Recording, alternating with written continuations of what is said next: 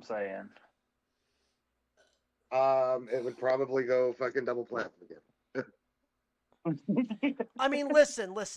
We almost had a universe where Cardi B and Channing Tatum were the fucking the remix of the of the fucking Bodyguard. Really? Yeah, that was actually in the works. Oh man, that is terrible. I mean, listen, I'm gonna. Tatum playing Costner made sense, but Cardi B playing Whitney, no. Cardi B makes music for girls who are whores. I'm not gonna lie. I like me some Cardi. Just don't let her in your You house. just want to stick your Just dick in. just Also, don't like, just don't bring her to your house. She'll rob you at gunpoint. I Cardi B. I'm also a fan of Nikki. Yeah, Brian, you just want to stick your dick in them, bro. There's a difference. that's fine. No. I'm actually a fan of some of their music. A lot of their music. I listen to it in the gym. That's why I turned around. I'm like, hot mic. Well, I have a lot of it in my gym playlist. I mean, that's like Certified free. That's like Dolph Ziggler having Zack Ryder's theme song in his playlist. Certified freak. 7 days a week. Wet ass pussy. The Make fact, that pull out game weak. listen, the fact that song has a kids bop version called Wings I and Pizza. didn't know that. Called Wings and Pizza.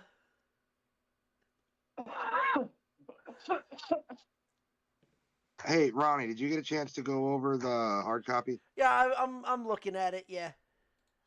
I like that opening segment there. The beginning of movies. Da-na-na. But I did this one a different way. This is literally just guardrails. A little more for James until he gets the flow, but he's picking it up pretty quick.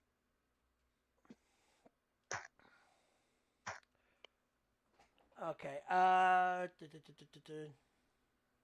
Hold on, I'm spacing it properly. Yeah, I'm just kind of just looking at it.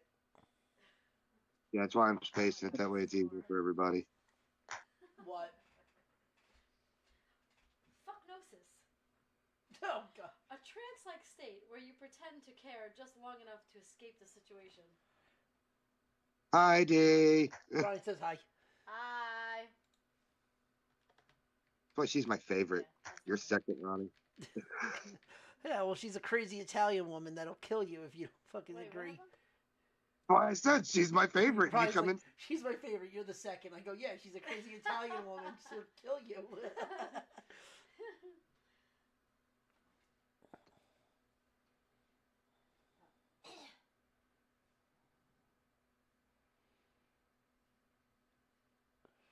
I'm into sports. God, could he have any more oil on? Can he stop gyrating his hips in front of her head? Yeah, right? What the fuck is with the shoes? Yo. But that's half the fun of it. Oh my god, he's a fruitcake. This dude is jacked, but it's just like he's so over the top gay. It's not even Fruitier funny. than a fruitcake. Hey, don't talk about Dustin like that. I mean, I wish Dustin was here. He could defend himself, but Was he breaking? I don't know. We don't know where Dustin is. It's all right. James has been a very, very suitable replacement. Oh, I God, actually know why where is Mama Dustin's June at. on TNA? Mama June lost a shit ton of weight. Oh, Jesus. Dustin is either at work or playing 2K because he's on Xbox like a homosexual. Or he's asleep. And 2K. Because No, knowing Dustin, he's either at work or on Dude, don't 2K. let I'm nobody moving take on my to phone. 3. Not for early download yet. I mean, Although it might have. He bought the fucking Monday Night War edition. It don't matter. It's Xbox. Xbox got the edition a day early because you're not supposed to get it till 11 o'clock tonight. But Dustin, on Xbox, you get it a day early. These are the same type of people that fucking adjust the time frame so they can get it a day early. Yeah.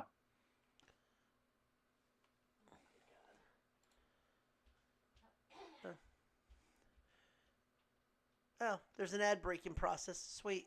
So I was doing I was playing Doom earlier and doing the oh god, now ODB. Han, ODB is now on TV. I love Jesse. Dude, I love ODB. She's a fucking pisser. Oh, I'm sorry. You guys know her as ODB. Coming from the trailer park, that old dirty bitch. Oh, come on. That was a good.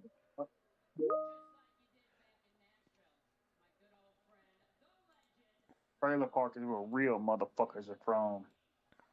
Dude, I fucking love ODB. She is one of my favorite divas that never fucking made it, and she should have. And she actually talks about that. I thought ODB was in WWE at one point because those initials sound very familiar. So she was No, in. man, she did the diva search. She did the diva search back in the day, and she never made it past auditions. Gotcha.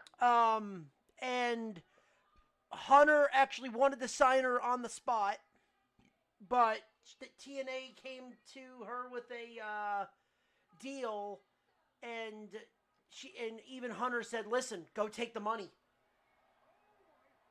Hunter flat out told her to go take the money.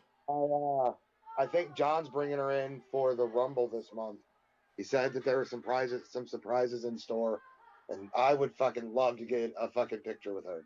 Yeah, ODB was. I've met ODB. Nice, freaking nice person. Oh my god, fucking nicest, the absolute nicest. She's a sweetheart.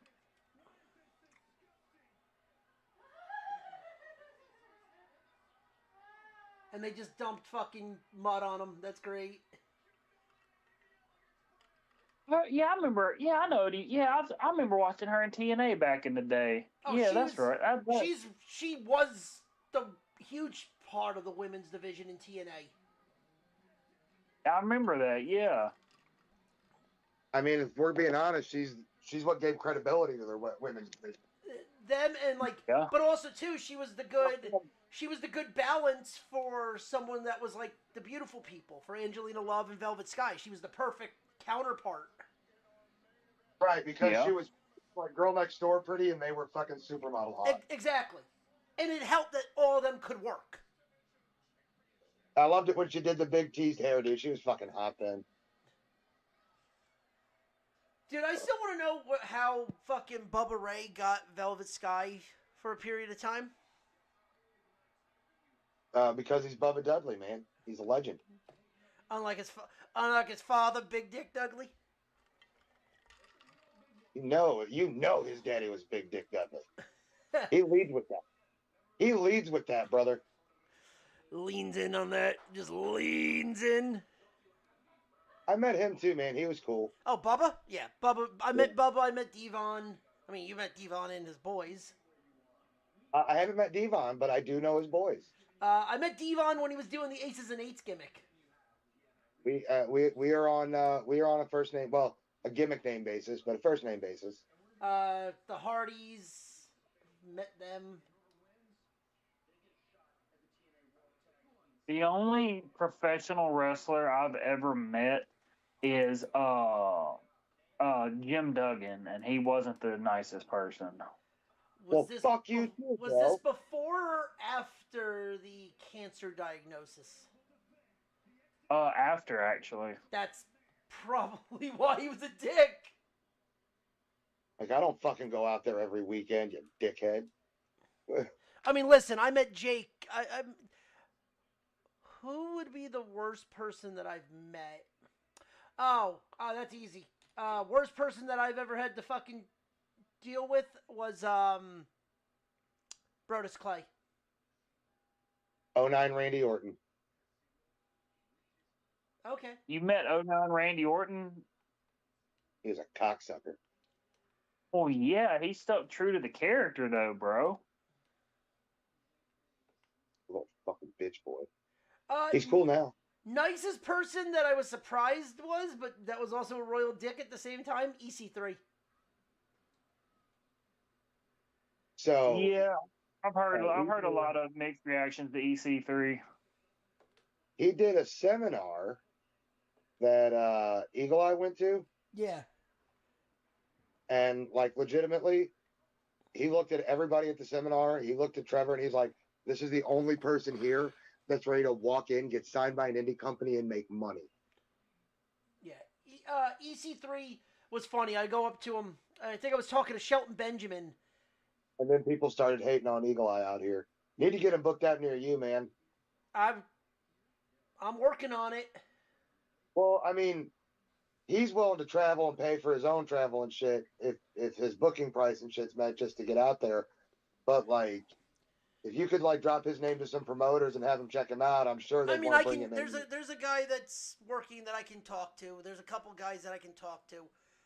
Yeah, I mean, he's a great big white meat fucking baby face, and if they need a comedy gimmick for the night, he's willing to do it. But, oh god, I've met so many people that were royal cocksuckers. Dude, Eagle Eye's not fat anymore. Oh yeah, you were telling me about that, dude. No, you know who the weirdest person I met that was like she was cool, but she wasn't. She could have been a bitch. Sunny. Oh. I'm surprised Sonny didn't try to fuck you, but yeah. Are we live yet? Yeah, well, we've been live for the last 10 minutes. Really gotta let me know these things. Nothing bad has been said. No, because something bad was about to be said. I will put you on mute. No, I'm good. Go ahead, you're on mute.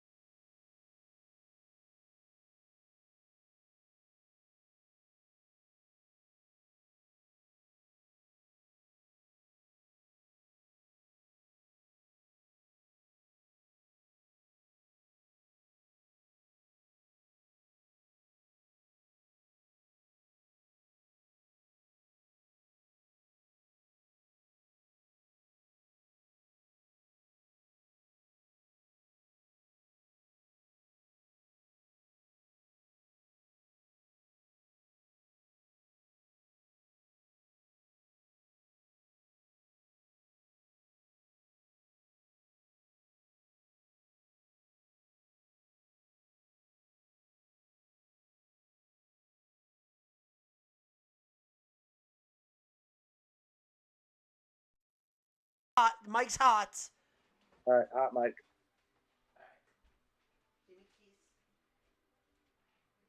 All right, James. What's up? What is your favorite upcoming feature for 2K26?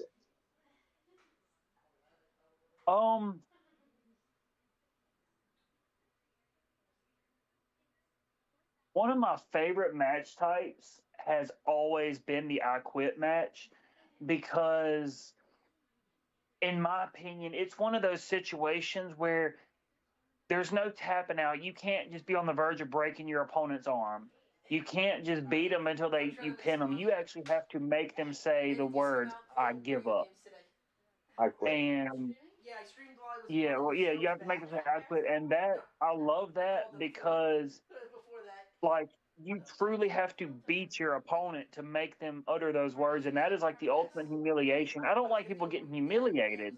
I just like that they're bringing that match back because now it's like, I don't know. It's just I'm happy it's back. But after reading what the My Rise is going to be, I'm very excited for My Rise. So let me just say this. As a wrestler myself, as a worker, I don't understand people's hang-ups. I don't understand the hang-ups on tap outs and I quits. I don't get the hang up on it. Like why what's so bad about it? I mean, I don't have a problem with tapping out and saying I quit. Like, I mean, because the thing is, you got some people that if their finisher, like, okay, Bret Hart, for example, if nobody ever tapped out to the sharpshooter loses credibility. Right. You know, back in 2009, Matt versus Jeff Hardy, that rivalry, they had an I Quit. I don't think it was at WrestleMania. I think it was a different PLE, but Jeff had Matt strapped to a table and was about to jump off the top of a ladder onto Matt. And Matt freaked out because he didn't want to get hurt and started screaming, "I quit." He was like, "Jeff, you win. I'm sorry, I quit." Oh, and yeah, great. Huh? That was great storytelling.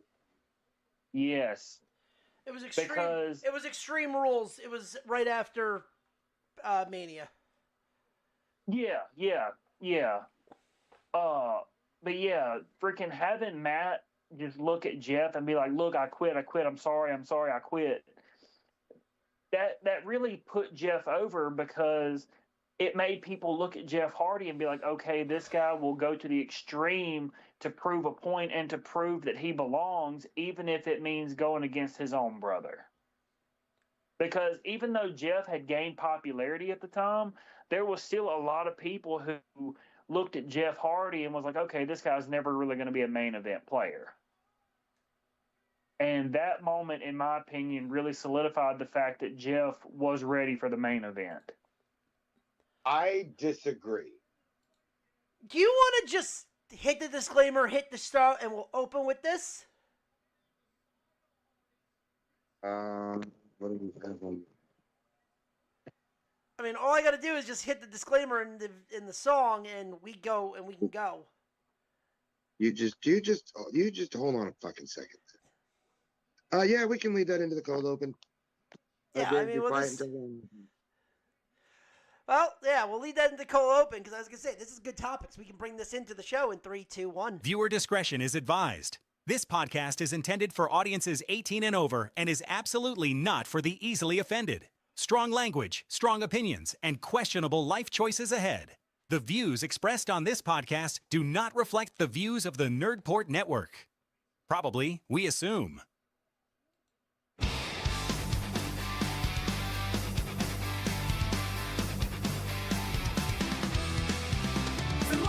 His eyes on the clock, a ticket bomb ready to shock. Still got dodge, he has let loose. Total less, no more excuse. Doesn't risk Foxy, hits the floor. Pure drunk, begging for more. Break the glass, tear it down. Smash the room and wreck the town. Look at the mess the ruin brings. This is why we can't have nice things.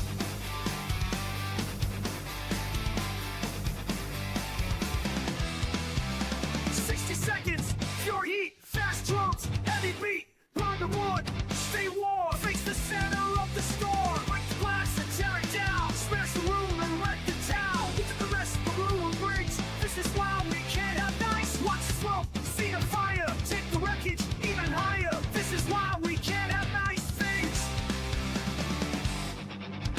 That's right, ladies and gentlemen. Welcome to another episode of This Is Why We Can't Have Nice Things. I am your host, Effin Ronnie, and with me, as always, Captain Stuntcock himself, ready to pull the pin and toss a little chaos grenade into your day.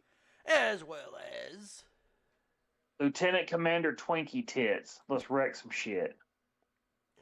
that's a good one. That's a good one. That's gonna stick.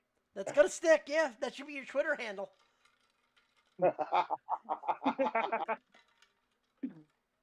But yes, welcome to This Is Why You Can't Have Nice Things, where we dive into the what the fuck was that in the world of entertainment and sports entertainment.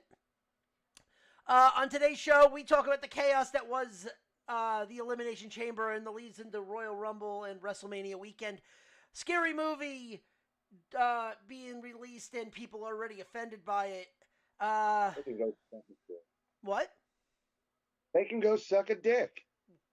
Oh, I thought you were going to add more to that. Movies, TV, No, video no, games, it's and simple much. message. What? No, it's a pretty simple message. If you're offended by comedy, go suck a dick. That, I mean, pretty much, yeah. but that pro wrestling, video games, maybe some video games because there's some shit that just dropped. But TVs, movies, and much, much more. But if you joined us on the cold open, thank you for listening from the beginning. But we decided to jump in to a little topic about Jeff Harvey being ready for the main event spot. And Ryan, you disagreed with it. Okay, look. I nothing personal against Jeff Hardy. Like, I watched him for years, but let me tell you this, man. Let me ask you guys a question. Okay. Name a like a legitimate 5-star Jeff Hardy match. There aren't any. That's why I said the feud that he had with Matt back in 2009. You know, it began when Matt cost Jeff the WWE title in the same night that Matt himself lost the ECW title. And I'm not just saying it made Jeff a superstar, but at the time, when people saw that Jeff was willing to go the extra mile, even against his own brother, to get to the top of the mountain, it kind of made people realize that Jeff, maybe he was ready. But I mean, to be fair, dude, you've had main event caliber people who've never had 5-star matches. Like, I hate to say it, but me personally, I've never seen a 5-star Batista match. Him with Cena. It was good, but Cena's best work was with Randy. Yeah, but Batista, the I Quit match with Batista at, at Armageddon was a 5-star. It had everything in that match. I mean, you're not wrong. Hey, James, I got a question. What's that taste like? It tastes pretty bad, Ryan. I got a salty taste in my mouth. That's right, because it's Jeff Hardy dick. Jeff Hardy may not have had 5-star matches, but I think Hardy, though, had memorable feuds. I mean, his feud with Punk, granted, was just literally the same feud that he had with Raven in Ring of Honor. Yeah. You know, also, at the same time, dude, what we remember about Jeff Hardy and what Jeff Hardy's always going to be remembered for, and it's not always a bad thing, is spots. Jeff's a spot guy. And that's cool. I got nothing against that. But, like you're riding his dick a little hard there, James. Oh, I'm not saying he was just like a superstar. I'm just saying when he had that feud with Matt, it showed people that maybe because of the fact that when they had the I Quit match, he went to an extreme amount of turmoil to beat his brother and to prove to people that he was willing to do what it took to get to the top of the mountain. I'm not saying that he was just... And then he left and went to TNA, where they put him at the top of the mountain, where he did it. And he couldn't stay sober. I think he had better matches in TNA. Yeah. Well, the problem with honestly, dude, and it goes back to him being a spot wrestler, freaking Jeff made a career out of jumping off of 30-foot Titantrons just to get a big reaction. And by the time he got to his late 30s, early 40s, he was in a position to where he couldn't even function if he wasn't just completely doped up. But, well, hold on. So with Jeff, when he was in TNA decided to put him in matches with guys that were just as good with him in spots, and then they formed a story around that. Like the AJ Styles, the Kazarians, the Homicides. Like, guys that were big in spots, but that could work matches with other guys that can work spots. That's why Jeff fits so well in the X Division. Because they were I'll agree with that. What was that, right? monkeys! Oh, no, they were, but They took, so I think it's a little different with Jeff. They made the spots for the X Division worked because they took the spots and they tried to make the match around the spots. And it also helped that in TNA they had a lot of gimmick fucking matches. Let's face it. Back in I'm sorry, Monsters Ball match was straight. Just it was a hardcore match. It was perfect for Jeff. Monsters Ball match was an ass concept. I mean, the idea of, hey, we're gonna lock you in a room for 24 hours with no food, no water, and no light, and then let you out and fucking give you any weapons you want. Yeah, we're gonna deprive you of food, dehydrate you, and then you're gonna go fight. This was literally Circus Maximus. And then make you It was bleed. literally And then gladiator make you bleed. Literal gladiator shit. It's such a stupid concept, but the matches were good because of the people that were in it. Because I'm sorry, Abyss knew how to work hardcore. Raven, kind of what he was known for. Hardy, all right, I'm going to jump over this high thing. Cool. And then you throw in like a Monty Brown or a AJ Styles or something like that, where it just, oh yeah, we're going to throw the young blood in there. Or, you know, Judas Macias. Sean O'Hare? No. Oh, God. Do you remember or Sabu? They threw Sabu in that shit, too. Look, the only match that I will give straight up credit to TNA for ingenuity, King of the Mountain? is the Ultimate Asylum. Oh, the chicken cage. The cage where you have to climb out of the top to win. Yeah, Yes, which fucking didn't fucking work. Well, no, the guys are always too gassed to get out of the fucking top of it whenever they get there. Literally, it took Homicide to fucking escape at the bottom of the cage to win. You fat bitch. And the only thing that saved it was Jeff Hardy was re-debuting that day. That's the funny part about that match. I'll also give them credit for Lethal Lockdown, a pay-per-view of all cage matches. Except the electrified cage match. Better than WCW's electrified cage match? I mean, yes, but I mean, listen, what got TNA on the map, and we can all say it with gusto, 6 Sides of Steel, Triple X versus A&W. Yeah. When he fucking tightrope the cage. When Elix Skipper tightrope the cage, that moment is what fucking everyone remembers. Legendary. And speaking of legendary moments, Ronnie, you know where I'm going. Yeah, you're welcome for that segue. Thank you, buddy. Let me pick that up for you. You know what I'm talking about, so why don't you lead us in? I thought you were going to do it. So, legendary? What are we going legendary-wise? WrestleMania, or are we going with the box office bonanzas? Let's start with WrestleMania. Oh, okay. So let's go with the chaos after the backlash and chaos from this past weekend. And we had Elimination Chamber. No, that's not what I was talking about. What? Down. Well, I was going to lead up to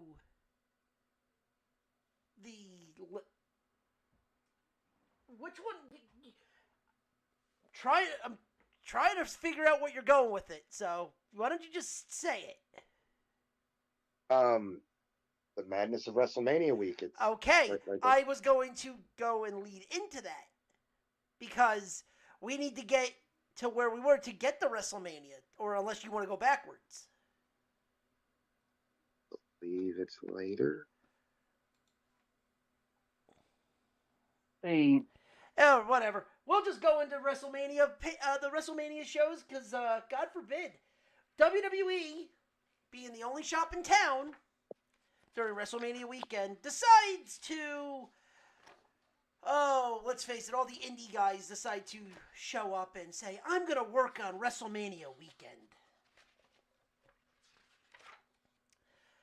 Yeah, I think that's one of the biggest problems with WrestleMania weekend is the amount of shows that run.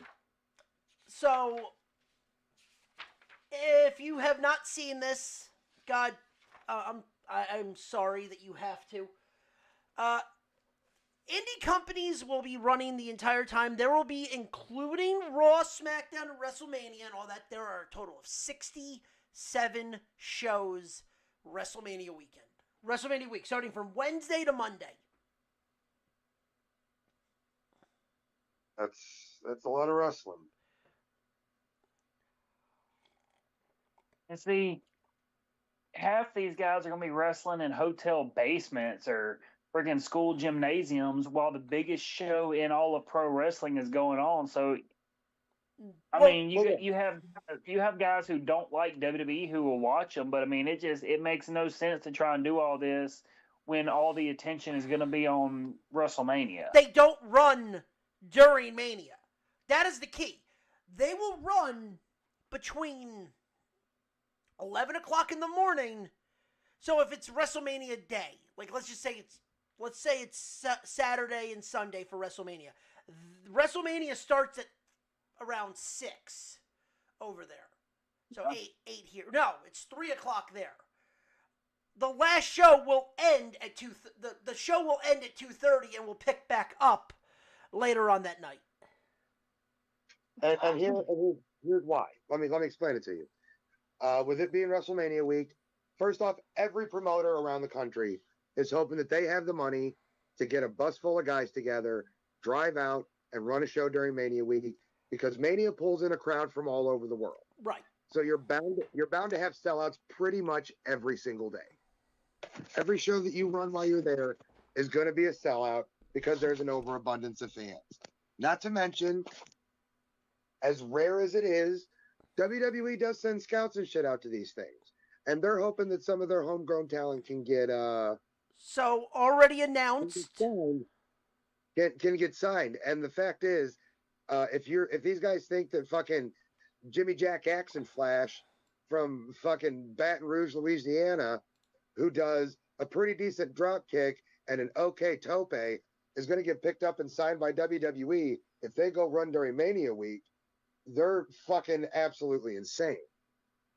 Going out and trying to run against WWE weekends are insane. And another reason that it's insane is because these motherfuckers don't realize that the people coming in, while they're going to spend their extra money to go to your show, they're not there for you. They're there for WWE. And if it comes down to your shitty indie show versus WrestleMania, where are we going? The other problem, Exactly. the other problem is a lot of these shows think, oh, I can get this, I can get that, I'm going to charge $40 a clip. No, you don't ever want to see something being $40 just to get the fuck in, Because right there's the problem. Because everyone wants to go to WWE World, they want to do this. $20. You pay $20 to get in the fucking door, be happy that they're there to see your shit. Maybe somebody sees someone that they like and they become a fan of your company. No, can't work like that, man. It's WWE weekend. Everything's expensive because we're running the same time as WWE, goddammit. So, but before I get into this, so when the first Mania was in Jersey, I went to, we had a local indie running, for 2 days. I went for Thursday and Friday. Went to there, enjoyed the show, cool. Went to WrestleCon. This was the only other show that was running at the same time. Went to 5 shows in a row, or 4 shows in a row. I did 6 shows plus WrestleMania and was fucking burnt out in 4 days. I bet, dude. That's a lot of wrestling. And as much as we all love wrestling, there is a such thing as too much. Now, don't get me wrong. The one on the days on Saturday, I went to go see different shows. The two were PWS. Then I went to Dragon Gate. I went to Good. I went to $5 Wrestling, and I went to Chikara. So you went and saw Craft Boys, huh? Yes. And like I almost got into a fight with Eddie Kingston because I called. You know, he recently started. He recently started following and sending messages to Eagle Eye.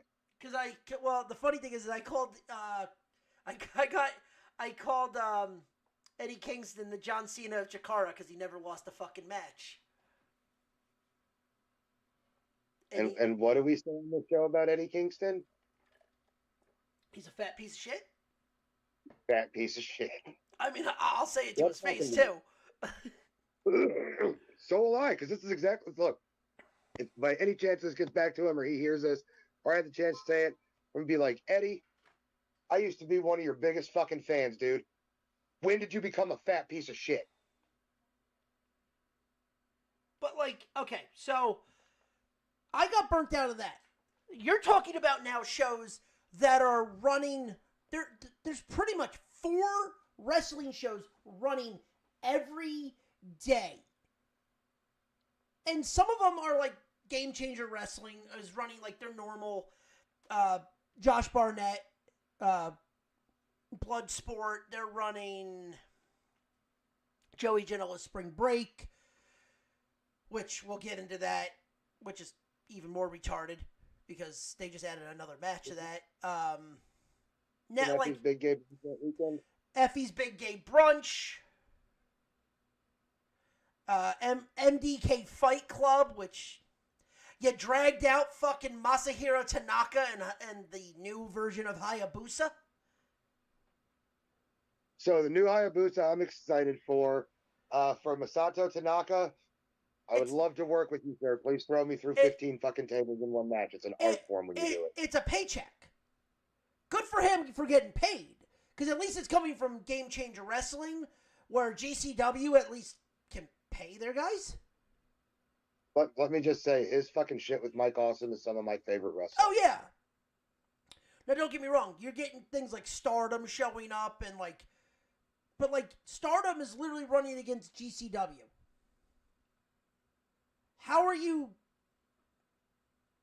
Like, you're not getting I feel like this is a lose-lose. And guess what? 30 minutes later, SmackDown starts. Oh, so you're going to lose over half your crowd at intermission. Yeah. They go. And which is dumber because there's another company that's legitly running at 4 o'clock. There's 3 companies running during SmackDown.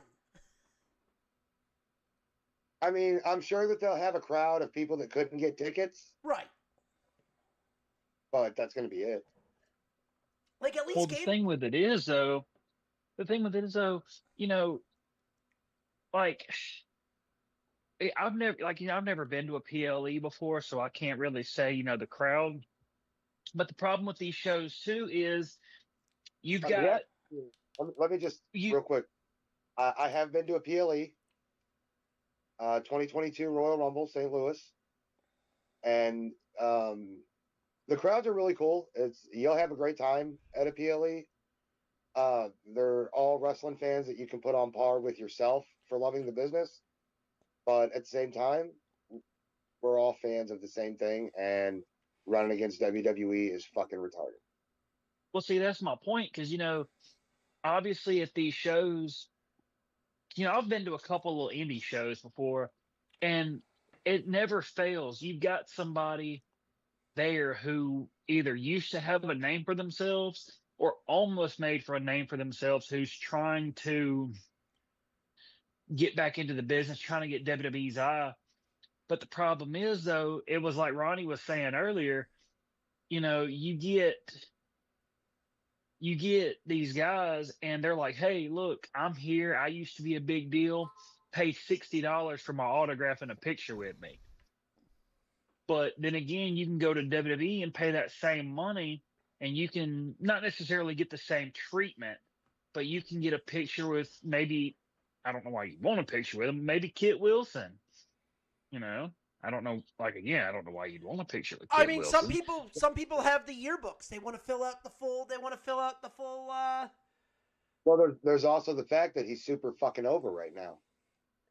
Yeah, that is true. Now, don't get me wrong. Like, You got to remember, man, wrestling fans, especially WWE fans, are impressionable. fickle. Yeah. Fickle fucks. Like, it also depends on who's going to be where. Like, there's days where you'll get, like, someone like, oh, Kenny Omega's going to be here. Well, if you're telling me this 5-6 years ago, or, like, close to 10 years ago now, Kenny Omega was never in the States. That's a big fucking deal. Now, he's in AEW. He's always around, so getting his autograph is not that hard anymore. A big deal. What was I got that? a Danhausen free WWE. But, like, that's the it's thing. not a big deal. Yeah. Like, I got a Danhausen free WWE autograph. yeah. Like, Karrion Kross is another one. Now he's back on the indies. He's going to be able to get it. Ryder is a little bit different because now Matt Cardona is back in WWE. If you didn't get guys that were gone, it's not that hard nowadays. But, like, it also depends on where you go. But places like the bigger name companies like a GCW, a Stardom, they're going to bring in their own guys, but their own guys are usually bigger names. Guys that are, now listen, I'm spoiled. Living up in the Northeast, we get guys that market themselves to a bigger audience. So, like, guys like MJF, like, people like that back then we'd go in and, oh, this guy's a big deal. Oh, we're seeing guys like Jordan Oliver now branch out. Like, it's starting to placate more to, they're starting to get in places. It's a little different where you might have you're getting 6 in the Northeast to your 1 in the Midwest. Depending on where in the Midwest. Right. Like, no, I'm not talking about, like, Chicago Midwest or St. Louis Midwest. I'm talking about, like, Idaho Midwest. Like Boise. Like, yeah, like, you're not, for every MJF, Anthony Bowens, Max Caster, Kit Wilson, like that, you get your 1 Seth Rollins. Did you throw Kit Wilson in there because you realized you named off nothing but AEW talent? Pretty much. But also, I mean, sad to say, but AEW right now is just poaching WrestlePro. AEW is garbage, and it always has been. Now people are starting to see it. Yeah, but I mean, hey, listen, I look at it this way. Some of the guys are making paychecks. That's all that matters, in my opinion, right now. As long as, like, it's like, all right, cool, you're getting paid. That's all that really, in my opinion, matters. At some point, we got to I take tried. in. What was that? See, I tried AEW, but the problem I had with AEW was literally every single time John Moxley hit my screen, he was bleeding, somebody else was bleeding, somebody was getting nails stuck in them. Like, it just, Dude, I love hardcore wrestling as much as the next guy, but Jesus Christ, dude. Hey, there's a spot where Moxley took a back bump into the barricade And started bleeding. and somehow busted the front of his head open. Like, I'm going to say this, and this is like, so AEW's doing their next pay-per-view, which I think we'll talk about today, because I think Revolution is definitely a mystery, but, I mean, you can talk about it. I don't fucking know and don't care. I'm in the same boat with but, but anyway, but no, but like they're doing MJF versus Hangman Page. It's not this week. It's next week. Okay. Oh, good. MJF's gonna carry the match because fucking Well, it's not even that. Hangman Page But it's not talk even about that. Cowboys getting fucking terrible. Yeah, that's exactly it. But also, what doesn't help is okay, Hangman. It seems like to crutch Hangman Page every time we need to go to a Texas Death Match. He's even gonna fuck that up.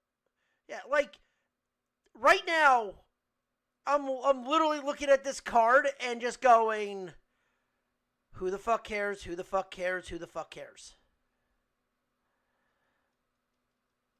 Like, seriously, like, Why are we talking? well, I'm just saying, like, Moxley's taking on Takeshita.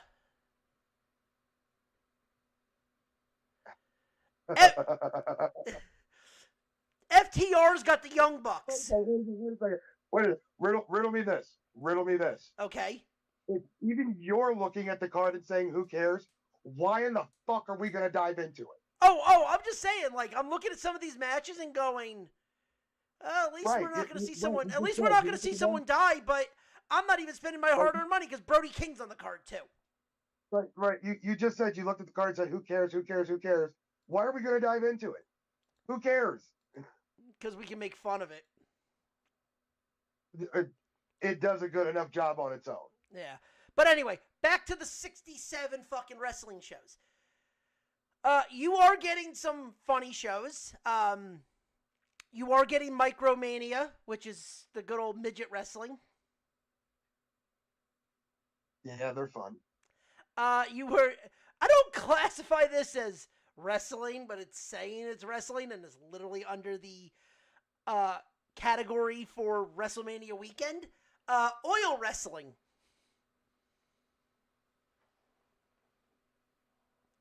Did you just say oil wrestling? Women's oil wrestling with scheduled appearances. Ryan, I've already told you these names. These names are gorgeous. Scheduled to appear. Coming down the aisle, Combat Kitty. Faith Vixen. Courtney Chase. Nikki Ice. And Lucy Luscious. Yeah, these names are great. These names are if I had a stripper. Like, these are the stripper names coming to the ring. Those are fucking bad porno names. Oh, yeah. Where's Kelly Kelly when you need her? Yeah, not there. She has more dignity than that. I mean, she does. Or does she? 'Cause, I mean, she used to dance naked on Tuesday nights on ECW. Listen, I will say this. More people, though, will probably show up to women's oil wrestling than Knox Pro. That's running at the same time. There's more people there for oil wrestling than Effie's Big Gay Brunch. Yeah. Because people will go from oil wrestling to Juggalo Championship Wrestling. Oh, dude, definitely. They got the Brothers of Funstruction book. The other thing is Vampiro's retirement match. At least he's not wrestling himself. Nope, that's the Sandman. Oh, God.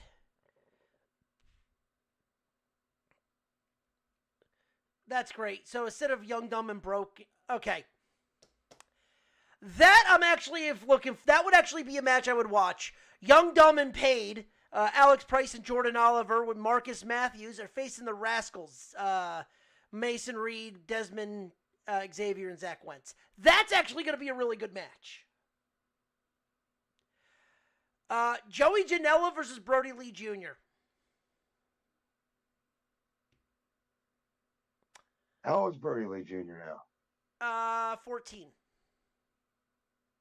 He'll be all right. And then your main event, the retirement match of the Sandman versus the Invisible Man. I really wish we were joking about this. No. This is going to be on every fucking buddy's radar because of how stupid it is.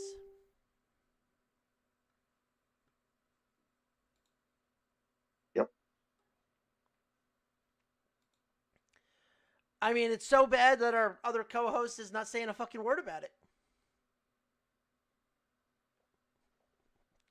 James has been silent. He is now turned into the Invisible Man. He's wrestling the Sandman on WrestleMania weekend. See, You there, can Jay? you hear me? Yeah. My thing with that, like, look, back in the 90s, I was a big Sandman fan, but the dude's like, the last time I saw him, he wasn't just bad, but the last time I saw clips of Sandman, it was like, dude, you probably need to hang it up. And it's I've one of met- the I've met- situations. I feel like he's. I was gonna say Oh, go ahead. I've met Hack multiple times, and he needs to stick to just doing meet and greets. Yeah. Maybe come out, hit someone with a cane. That's it.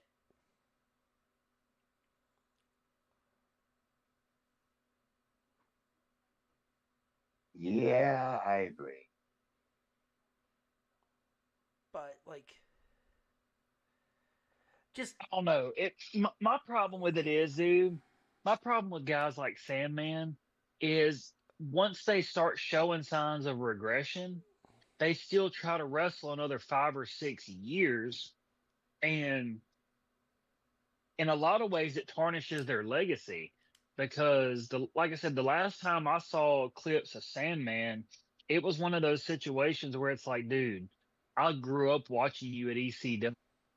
I watched you in the WWE version of ECW, and then it was just like, you should have stopped freaking 10 years ago.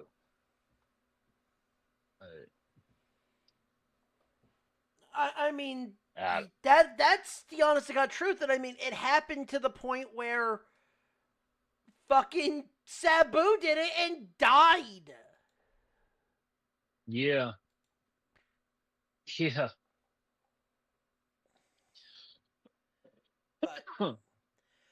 But I mean, let's face it, there's going to be more shit going on because God forbid there still needs to be all these cards filled out, and it's just going to be more and more depressing, especially when Effie's big gay lunch fucking pans out. But And you know what, dude?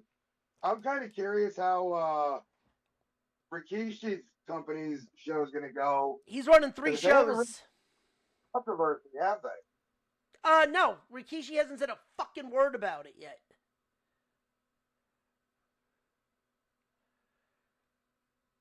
And that's finally going to trial. James, do you remember hearing about that wrestler that like damn near got beat to death by Rampage's kid?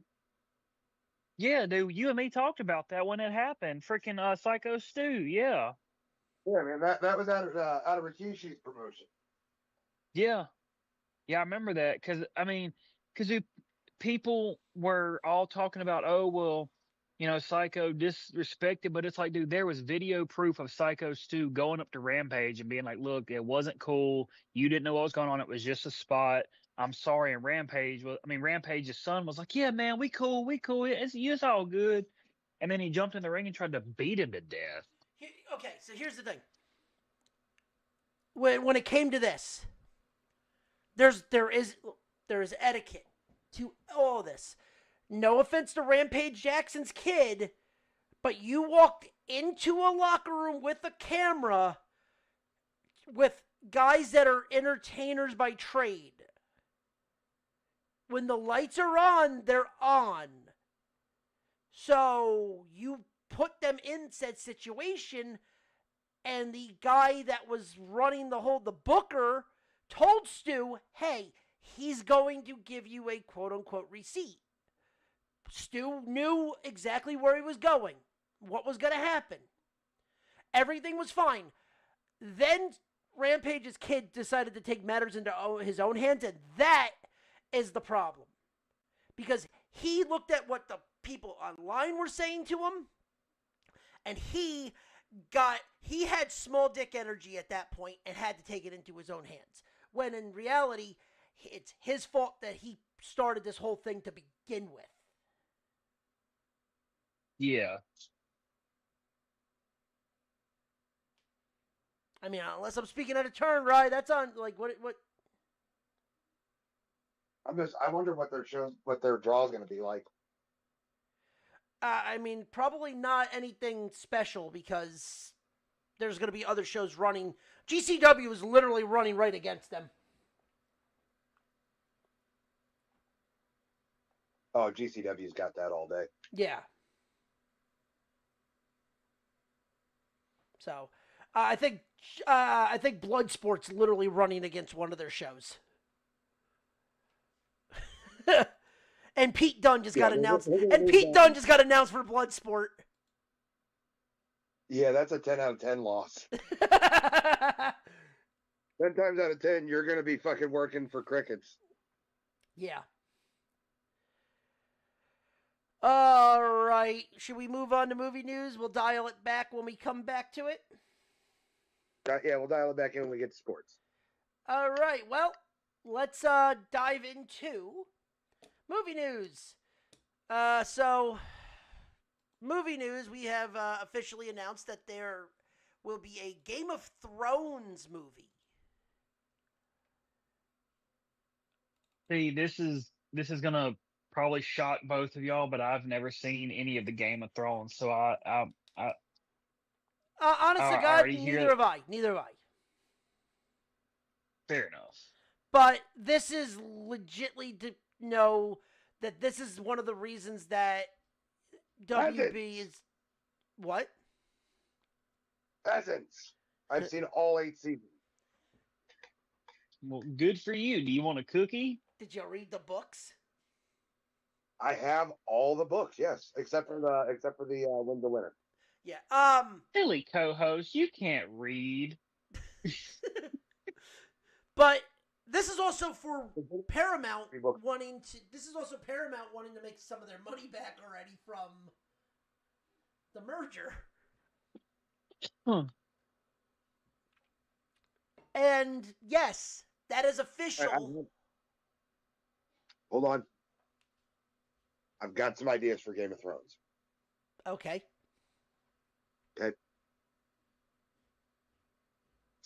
We get a prequel that strictly follows Tywin Lannister as his rise to Lord of Casterly Rock, all the way until the scene where he walks into the bathroom and sits down and takes a shit, and his son kills him with a crossbow.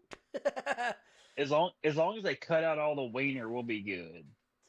Gotta have the wiener in Game of Thrones, my friend. Okay, how about we get an alternate? How about we get an alternate reality, only Lannisters? What if we get an alternate reality version where the Night King won the Battle of Winterfell? You're Still got to take out the wiener, Ryan. Or what if this movie is what if they're pulling a full South Park BP oil and they're just like, we're sorry. Oh, it's such a TV show. Such a shitty fucking ending. Sorry. We're sorry. We're sorry. But Sorry. And we can get Bran sitting there narrating the movie while doing absolutely nothing, so nothing changes from the last 7 fucking seasons of the show. It's literally Little cocksucker only walked for 1 season. And then it was only 2 episodes. I mean, listen, you know what you could also do? Literally just take the entire TV show, break it down into 4 movies, and just put just cut, do like Evangelion back, or do like all animes. They would take the movie and break it into fucking TV shows, just do reverse it. Take the TV show and make it into a movie. I really hope that this movie is a continuation where they fucking make the end of the show make sense, because, like, for me, I understood it, I got it, but a lot of people didn't. Yeah, I can understand that. But, I mean, like I said, this is Paramount trying to make their money back, because they just dropped $110 billion. I ain't got enough time to sit here and explain the fucking show to you two. We only got 90 minutes. But let me tell you both to watch it. It's got everything you could want. It's got tits, dragons, and twincest. And a lot of wiener. There's really not that much wiener. I don't But the know. wieners South Park convinced me that there's a lot of wiener. South Park, there's only a few wieners. There's a lot of full frontal chick nudity, occasional full frontal dude nudity. And for the most part, anytime you see full frontal dude nudity, it's going to make you feel bad about yourself.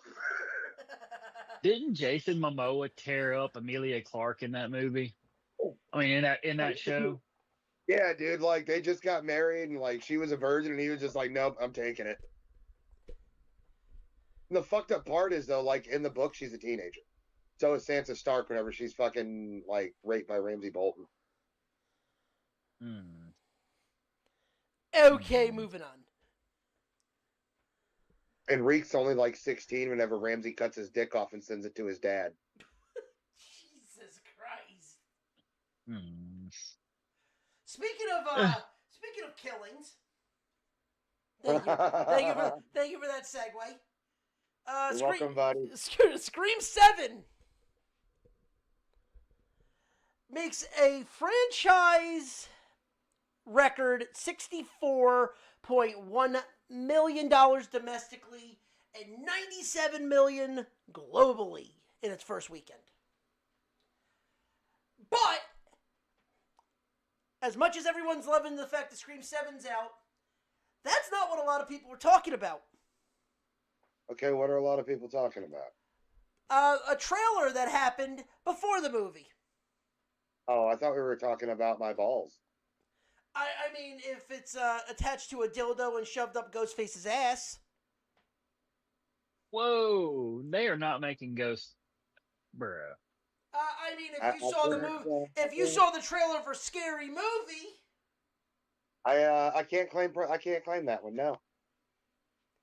Thank you for the Wayans brothers for finally releasing a trailer where he actually went out and did it himself, where he just fucking took a camera and stole the trailer, pirated his own trailer 3 days prior to the actual release. Dude, let me just say that I'm glad that Marlon Wayans is the one stepping up to say it's time to cancel culture. Yeah, well, the fact that it's the Wayans brothers, like we all want, like the people that want comedy. I mean, we already got pre-production just from the response he got on Scary Movie 6. We've already got pre-production on White Chicks 2, and one of my all-time favorites, Don't Be a Menace to South Central while drinking your juice in the hood 2. Which still trying to say what's going to be the story for Don't Be a Menace, but I mean, listen. Right. Straight got to move back to the hood. It's the Wayans being the Wayans. Like, Loke Dog needs his help. Come on. But we're getting, and the fact that, like, so there's been articles already being, Gen Z is upset about Scary Movie 6 because of because they make a pronoun joke in the first 30 seconds. That is the fucking greatest thing I've ever heard. The first minute of this thing, he just stabbed her. They my pronouns are they. They stabbed them. And then just the Wayans brothers, we're back. Like, just pretty much saying that to the entire fucking audience. Like, bitch, we back.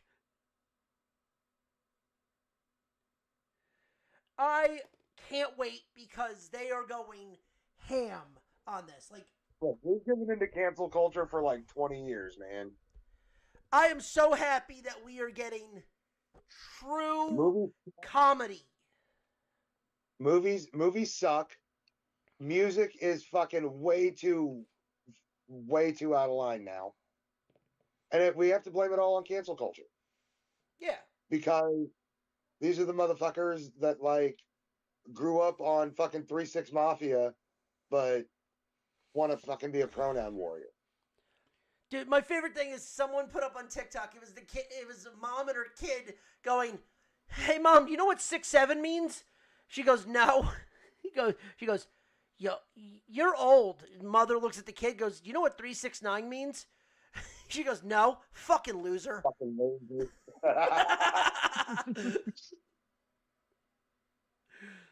I'm like, yes, that is perfect. But yeah, I mean, Scream did great, but everyone was talking about Scary Movie 6. I think we need to be able to sit back and laugh at ourselves, especially with everything going on in the world, man. The fact that we got, and that's the thing. Everyone's like, oh well, the other Scary Movies did bad because they weren't written by the Wayans. By the way, And see, my thing is how you got an entire generation of people that were raised on Family Guy and South Park are now the most offended people on the planet. But that's the thing.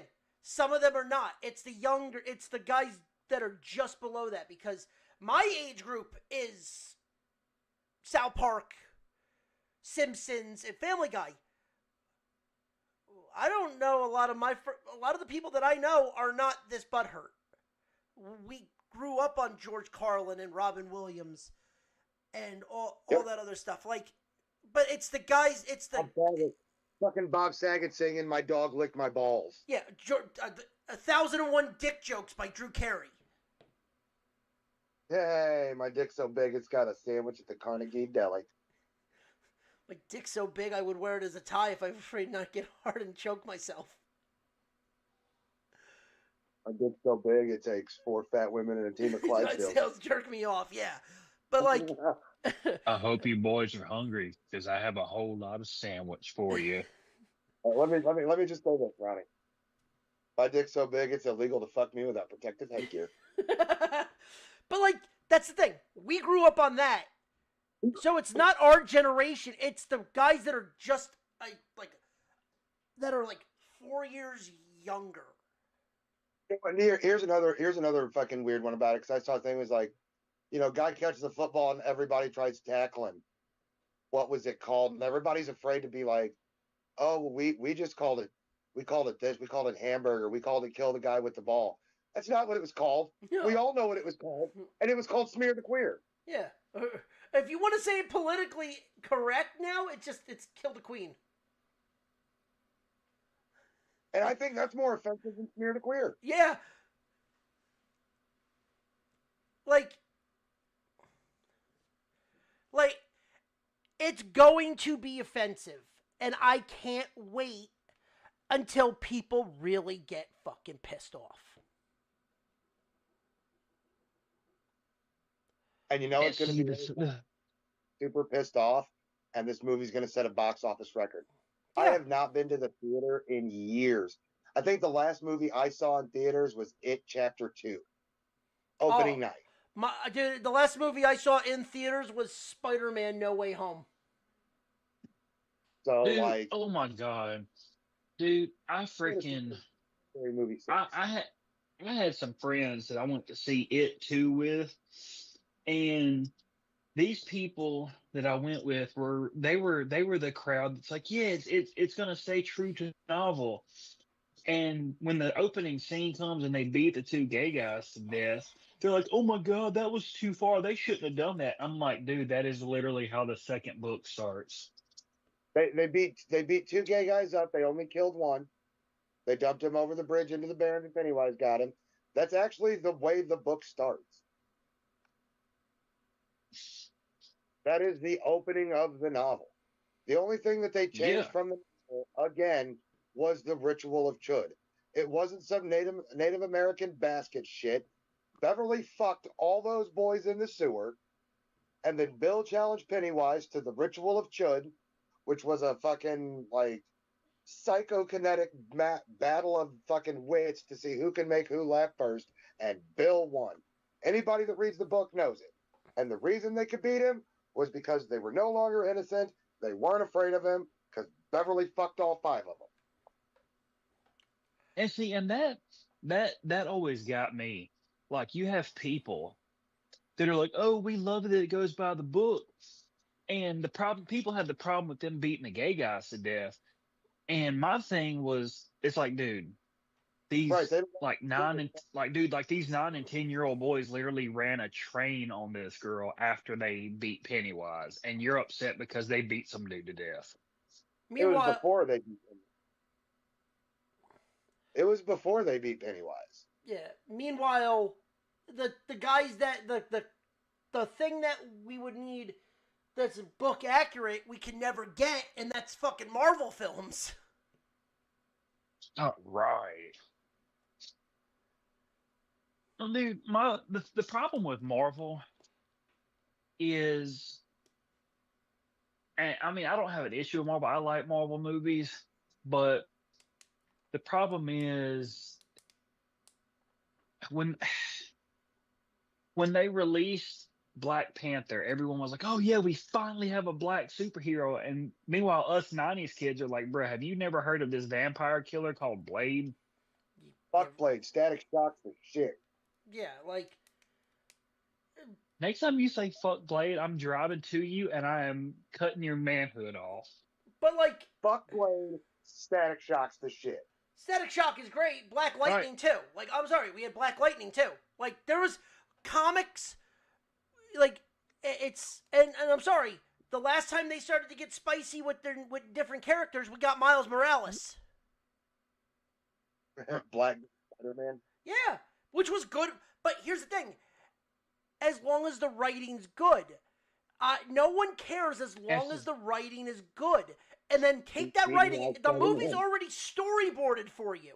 Just take the fucking comic and put it in the movie. It's storyboarded already. But see, the problem is Miles Morales. By the time they started animating and by the time they started trying to write for it, we had already gotten to the age of social justice warriors.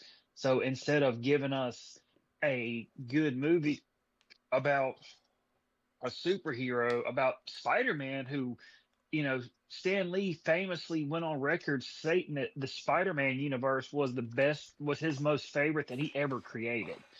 But instead of actually having, a cool, take on a black Spider-Man, it was pardon me for saying it this way, but that movie was a liberal wonderland, like the animated version they did. Meanwhile, we're getting, like, it's annoying. Like, there's ideas that you could do with all these movies, and like I said, if you want to be true to the book, you literally have the books already written.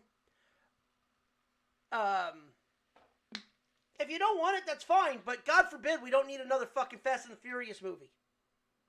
Jesus Christ. Family. But Fast and Furious. Transformers.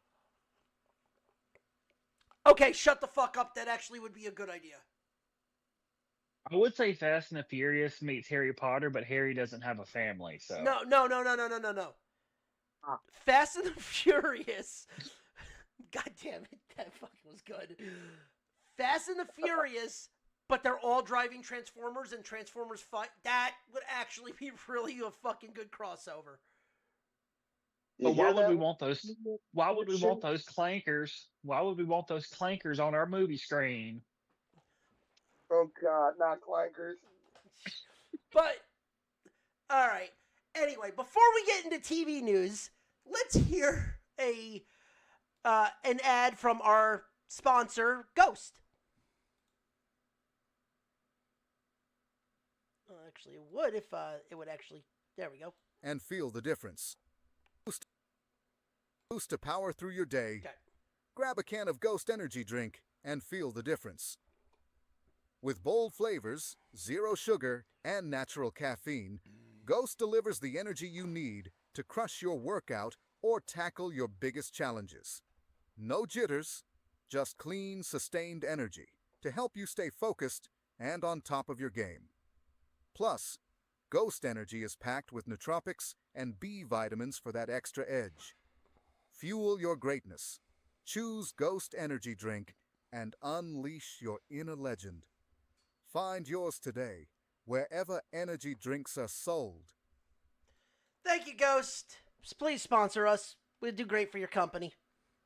Yeah, I want to try that fucking 25 grams of protein Yoo-hoo one. Yes, I want that so fucking bad. I want to try that so fucking bad.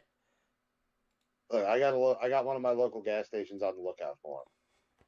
Yeah, The delivery guy was there when I asked about him, and they're not even in his inventory yet. So yeah. So, all right. So, TV news. Oh, why? Okay, so have either one of you watched any versions of Yellowstone? I have not.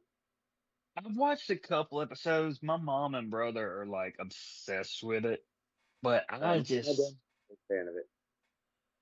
if I want a western, I'm gonna watch Gunsmoke. That's all I'm saying. So the first four, I think there's 6 seasons of it or 5. The first James. Everything up to the last season is amazing. When Costner got killed off, spoilers, sorry people, and pretty much due to contract, it went completely downhill. And which is funny because the reason that it was so good was because they were using Costner's fucking ranch. I mean, filming. As far as Costner goes, I was stoked to see fucking his version of Wyatt Earp go up on Netflix. You know, the one with Randy Quaid as Doc Holliday and his most famous line, "You can kiss my rebel dick." Yeah, like so CBS clearly likes money. So they took Yellowstone and made a spinoff called Marshals, which has everything to do with the livestock police force in Yellowstone. The big news out of this is that now we're getting complete spin-offs of it. So people are going to die. It's going to be spin-offs. Probably get like fucking Yellowstone version of Miami Vice. Miami Vice, #1 new hit show. Yeah. Stop. Hammer time. Yeah. Then they can't touch this. But, Yellowstone, it's pretty much just Yellowstone Law and Order. Yellowstone Law and Order, I like it. I mean, listen, it's on Paramount. I recommend everything because, like, you got the rebirth of fucking Cole Hauser is on there. It's such a good show. It was so different that it was played. It was almost like a show that should have been on HBO, but it was on Paramount. Now, what if we get Yellowstone, the Mars Colony? Yeah, I don't know how you would do that, but the Duttons would find a way to make it. Hey, some people call them the Space Cowboys. Good old Space Rangers. What if we mix Yellowstone, and hear me out, what if we mix Yellowstone with Dragon Ball Z? Yellow Ball Z? That just sounds racist. I mean, if you just think about it, that's just all Krillin. Ooh. That's just Krillin right there. Ooh. He was a cop! Krillin's a cop! Yeah, but he's still got to have Goku's help to fight the bad guys. Like, bro, these ain't even superhumans you're fighting anymore. Like, I don't know. It really doesn't matter. Apparently, Marshals had the first episode out, and it did fucking gangbuster ratings. So good for them. Good for the guys making money. Cole Hauser needs work. That's all I know. Now, you guys can suck my left nut. Yeah, well, then again, just if you like people that need work, Vincent D'Onofrio is getting more work. Daredevil Born Again Season 2 is starting to film. And will drop March 24th. So it is done filming, sorry. And season 2 on Disney Plus, March 24th. This So- is like the last adult show that Marvel has. Everything else has been whitewashed for a younger audience. Yes. So, speaking of TVs and new seasons and everything, for anybody listening that cares, the Last of Us video game was an instant classic when it came out, and obviously, as everybody know, they made the show. They have officially greenlit season 3 of The Last of Us, and season 2 focused on Ellie's version of what happened in the second game. Season 3 is going to focus on Abby's story from Last of Us Part 2. You don't want me to. I have no idea what any of that is. I don't think we've ever even talked about that show on here. No, we didn't. But the game. Fuck that game. Dude, that game was amazing. That game's controlled like fucking dick on shit. Whoa. Tell us how you really feel, buddy. I'm sorry, when the game is more clunky than fucking Dragon Ball Z on the Kinect. Everyone screams, "Oh my god, this game's so good." No. Uncharted was a good game because it had good controls, even though that was just literally Tomb Raider with a male fucking character. Last of Us was a good movie, shitty game. Anyone that played that game bit their tongue on the controls, except for when the cutscenes were playing. Dude, I thought it was a freaking masterpiece. Now the second one was a liberal wonderland. Well, the second one, second one they just fucking decided to lean into the left. That's a whole different issue. Yeah, but I thought the first game was a masterpiece. I really did. I've seen it. I've seen that game as a movie, and it's called I Am Legend. And see, I thought the second game was good until like 45 minutes into it when they killed Joel. Then I was like... Spoilers to everybody. I mean, the game's been out like 10 years. It's not much of a spoiler but anymore. But I worked at GameStop when this game dropped. So I got a copy of it to play as a test copy. I played it for fucking 2 hours. I have a rule. I will play the first level. Not the tutorial. I will play the first level. I couldn't make it out of the first level because of how bad the controls were. It wasn't that bad. For a third-person game, it was clunky as shit. And I'll say this: I'm not a third-person fan, but if you gave me fucking Fortnite controls with how Fortnite acts in third person, that game would have been fine. See, I prefer Last of Us controls over Fortnite. And I used to think Fortnite was the dumbest shit in the world, but I actually gave it a chance and I actually started liking it. Last of Us controllers are a lot better than Fortnite controls. I played Fortnite. Wow, do you want a cookie? Yep. But like, okay, we'll make you a peanut butter and fish cookie. And I know I'm pissing people off with this, but I don't care because I'm sorry. The Last of Us is. I will go to the grave and say this: The Last of Us is not a good game. It got popular because of the social justice people, like the SJW fucking catalysts. Well, see, the first one didn't have a whole lot of LGBT stuff in it, though. No, but people ended up grinding into that game. Like I said, I was there the debut when it was on the PS3. I was too. And I jumped on it. It's a good story. It is not a good game.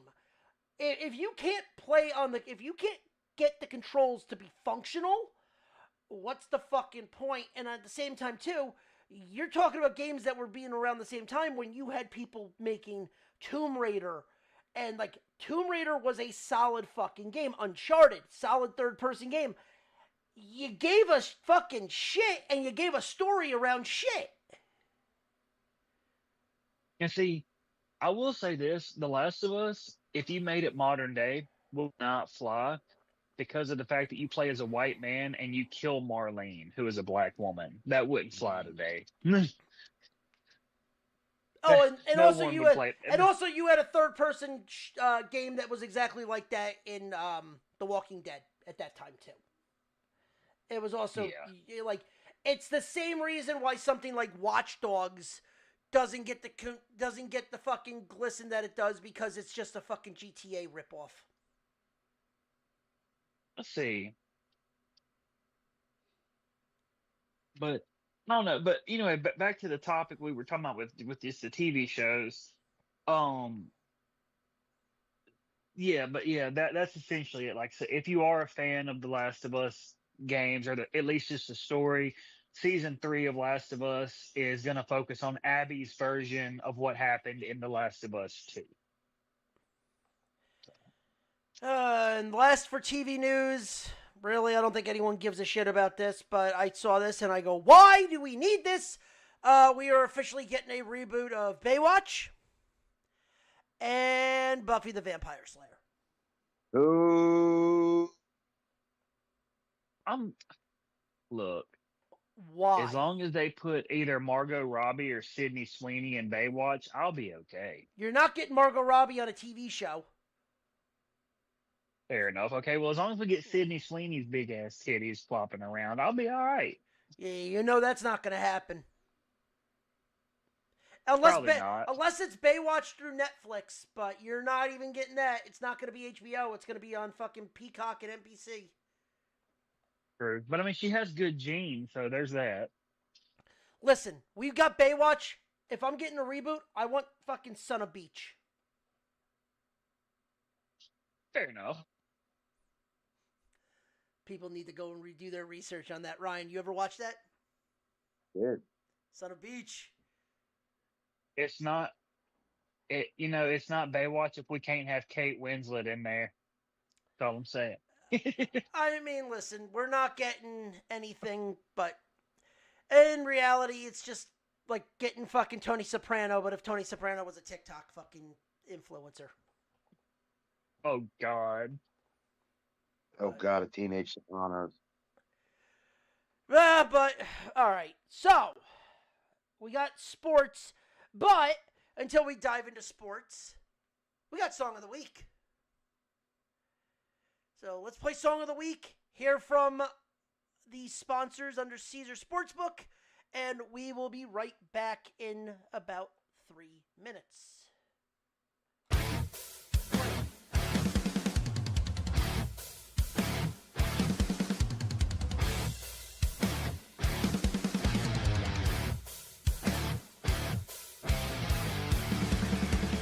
Legion charge, small and mean. Suck the marrow from the seed. Handshake deal, mustard stain. Hot dog king, salad bait. Hot dog king, salad bait. Empty plate, bay is thin. Stitch the cut across your skin. 67 shows where the profit goes. 67 ways to end the days to break. Blood on the mat. 67 shows, the stupidity grows. Pay the rent. Basement floor, stinking hall. Watch the mop against the wall. 3 souls watch, 1 is bored. 5-star match to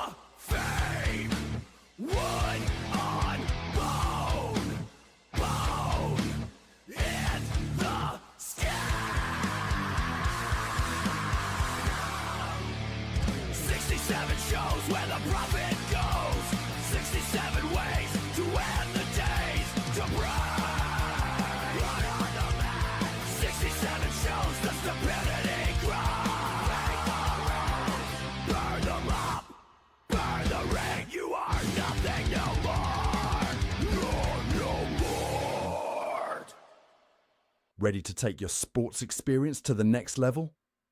Download the Caesars Sportsbook app today and bet on all your favorite teams with just a few taps. Caesars Sportsbook offers unbeatable odds, exciting promotions, and the chance to earn legendary Caesars rewards every time you play. Whether it's football, basketball, or baseball, feel the thrill of the game like never before. New users can get started with a risk-free bet. So why wait? Bet responsibly and join the empire at Caesars Sportsbook. Must be 21 or older. Gambling problem? Call 1-800-GAMBLER. That's right, and we are back. Thank you to Caesar Sportsbook for that ad, as well as our Song of the Week, 67. 67. Not In a row? 6-7. Oh, I mean, close enough, right? Ooh. Yeah. Makes as Try much not to as watch any wrestling shows on your way through the parking lot. makes as much sense as Brian James getting fired from WWE. From what I understand, he didn't get fired. He They- got resigned. they He didn't- resigned. Yeah, he resigned. He didn't re-sign his contract. He left. It's just everyone's like, oh, he got fired. It's the third time. I'm like, all right, cool. He's also how old? And he's part of a legendary wrestling family that y'all know nothing about. Right, Bullet Bob, baby. Yeah, which the Armstrong family, one of the fucking biggest referee. When it comes to referees in wrestling, they're like one of the biggest ones next to the Hefners. So before we get too deep into that conversation, I do want to ask one quick, just real quick discussion question, if y'all don't mind. Well, we're gonna go into sports, so yeah, let's go. It's a sports question too. Then we'll yeah. For anybody who watches both wrestling and football, Logan Paul went on social media and said that if he fought Cleveland Browns defensive end Myles Garrett in hand-to-hand combat, that he would, quote-unquote, throttle Myles Garrett. Now, Logan Paul is a natural athlete. Like, love him or hate him, the dude is cash money when he's in the ring. He can't go to promo to save his life, but he's good in the ring. Myles Garrett is 6'4", 260 pounds of pure muscle, and he loves to fight. So I want to see it because I want to see Logan Paul get knocked out. You're forgetting one very important fact, my man. What's that? Before he got into wrestling, Logan Paul was a boxer and a good one. Well, now here's a question though. Here's a question. Hold on. Are we talking about in a ring, or are we talking about a straight street fight? No, he's talking about just straight street fighting. Yeah, Myles Garrett would destroy him. No, he wouldn't. In a street fight where where everything goes, and he gets his hands on him, I think he's done. If it's in a ring where you have a boxing, I think Logan Paul has the best chance. There's literally no fucking difference between a street fight and boxing except for gloves. I don't know, dude. I don't think Logan Paul could take Myles Garrett. I think Garrett would whoop that ass. Or to quote one of the most popular superstars in WWE today, Myles Garrett would whoop that trick. But again, you're not looking at his boxing career. You're looking at his wrestling career. He was a fighter. He was a good fighter, much better than his brother. I understand that. Well, I mean, you can't really say his brother because his brother has made a habit of only fighting guys that are in their 70s. Like, Jake Paul does not impress me at all because name one opponent he's faced that's not already in a nursing home. Like, so yeah, I'm not impressed with Jake Paul at all. And then, yeah. So. I think Logan Paul being in a match is not. If it was a fight with Myles Garrett, I think it all depends on what we're talking about. Because if you're allowed to use whatever you want, I think Myles Garrett has the upper hand when it comes to a street fight. If there's regulations and rules in boxing, I think Logan Paul has the best shot. I think it really depends on what the fight is. What What kind of street fight are you talking about? Is he gonna walk over and fucking pick up a brick and beat him to death with it? I mean, No, it's just he's used straight the hands. I mean, he's used the helmet before. Like, is he gonna pick up a baseball bat? Why? If anything goes and he can use whatever, it sounds like you're describing a wrestling match.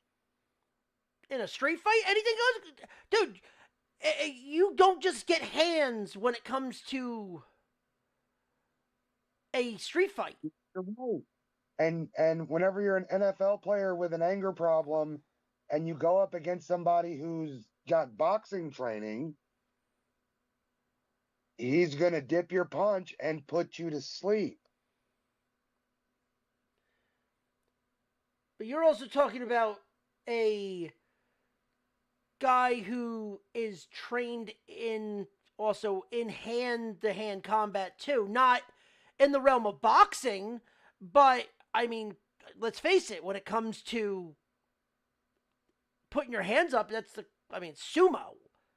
It's the it's the closest thing to sumo. I mean, that's the thing that I love. Like, offensive line and defensive line, your hands have to go up. So I mean, it's the closest thing to sumo wrestling than you can get. I will say, I will agree with Ryan on one thing. I will agree, and just if in that fight, because Miles is very fast, so Logan would not have the speed advantage at all. Obviously, Myles Garrett being arguably the best defensive lineman in the NFL, he's very quick, he's very agile. His swim move is second to nobody right now, so he's a fast guy. If Logan could out technique, because Miles never had any official boxing training or anything, but Miles was a national champion in shot put. He ran track and field, so he's got the stamina, he's got the strength. If Logan could outmaneuver him, probably get him with that. I hate using this term, but it just trips me out when he says the titanium reinforced hand. But the thing with Miles being such brute force and that speed, if Miles can keep up and land a punch on Logan Paul, he'd KO him. Miles, because dude, pound for pound in strength, Logan Paul can't compare to Myles Garrett. And that's not me being a football fan. That's just, I have watched Myles Garrett training regiment. I've watched Logan Paul's training regiment. Miles has him beat by a country mile. So if Myles Garrett got hands on Logan Paul, he'd be done. He'd be done. Yeah, but I mean, I think there's problems with that. I just think, I think we're not, I don't think we're ever going to see it. No. So. No. And that titanium hand's why he can't box anymore, and he got into wrestling. Yeah. Oh, I know. Yeah, I know. He fucked his hand up, and now he's. But I mean, he's the training regimen argument. The way that the two disciplines train, he can be as strong as a country ox. That doesn't translate into punching power. Yeah, but they're training for boxing. That directly translates into punching power. But you got to think, Miles has thrown hands on more than one occasion on a football field, and people have come out and said that when he made contact with him, shit hurt. Yeah, but whenever it happens on a football field, it's quick, it's sudden, it's out of nowhere. They're not expecting it. So we can make the argument that, yeah, it probably hurts. I've been sucker punched before too, and it hurts. I mean, true. It's a little different whenever you're standing in front of somebody who is waiting to see your body movement to dodge your punch. It's not we're jawing back and forth after the play's called dead and I fucking rip your helmet off and punch you in the face. That's bitch move. That's a sucker punch. I don't care how big and strong you are, it's a sucker punch.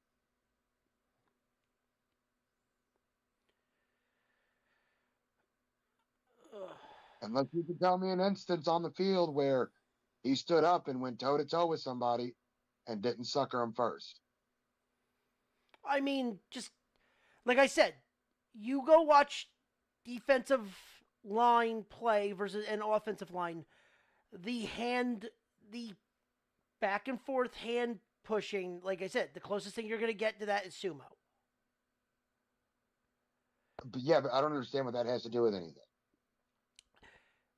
Quick, sudden movements. What in boxing is that? It's jabs. If your training regimen is being faster than the other guy, listen, for Myles Garrett, it does take one punch.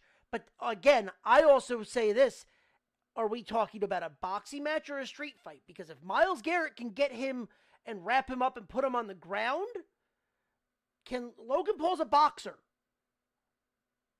for the most part. Does he know what? With a titanium hand. All Right. he needs Okay. Right, but if if he's not able to fight on his back, then he's a fish out of water. Okay, Right, so I did a quick Google search, and assuming- with what I'm reading, You're assuming that Miles is some fucking badass that's gonna walk up and get in his face and fucking put his hands up. But you're Tell me expecting one Okay. instance on the field where that happened and he didn't lose his cool and sucker punch somebody. Because Okay, that's but what happens in football. I did just do a Google search on. I've been Google searching this whole time we've been having this conversation, trying to find stuff. And Miles does have the advantage because Miles is trained in boxing and MMA. Miles was a boxer in college for Texas A&M, and well, not for Texas A&M, but he was a boxer while he was in college at Texas A&M. And he's been trained, and he has extensive MMA training. Again, titanium hand. yeah, which He gives connects which with that. it's a puncher's He connects chance. with that, and he connects with that, and whatever he hits is broken. You're assuming that And you're assuming it's he like- lands a punch. I'm just saying, you're also And you're- assuming he lands a punch. and you're assuming that Miles is fast enough to get a hold of him. Yes, he is. Miles is a speed rusher. The reason he's able to get across offensive tackles is because he uses speed and agility to get past them. The NFL's leading sack defensive lineman in sacks. Like, he holds the record in the NFL. Because that Yeah. translates to street fight victories so That- easily. And see, If you are Well, if you're within 5 feet of him, and you can drop down and shoot. and see, he was Miles Garrett. I'm looking at it all right now. Miles Garrett actually was taught to fight by UFC heavyweight champion Stipe Miocic, or however you say his name. Yeah. Stipe. Yeah. Garbage. And then Miles Garrett also has sparred with professional boxers before. And they said while he obviously needs a lot of work, he was able to hold his own against professional level boxers. Like they didn't just put him down because he had no skill. I have professional level boxers that live out here near me. That's not saying a lot. It's not, but at the same time, that the main point. Being able to hold your own against professional level boxers, and being able to hold yourself against boxers who fight for a living, very different. But Logan Paul doesn't fight for a living anymore. No, he doesn't, but he did. And I'm sorry, that's different than a pro level fighter. You can go down to your local boxing gym, James, and find a pro level boxer and get in there. And if you can hang with him, does that mean you're as tough as he is? No, because it's a pro level boxer, still an amateur.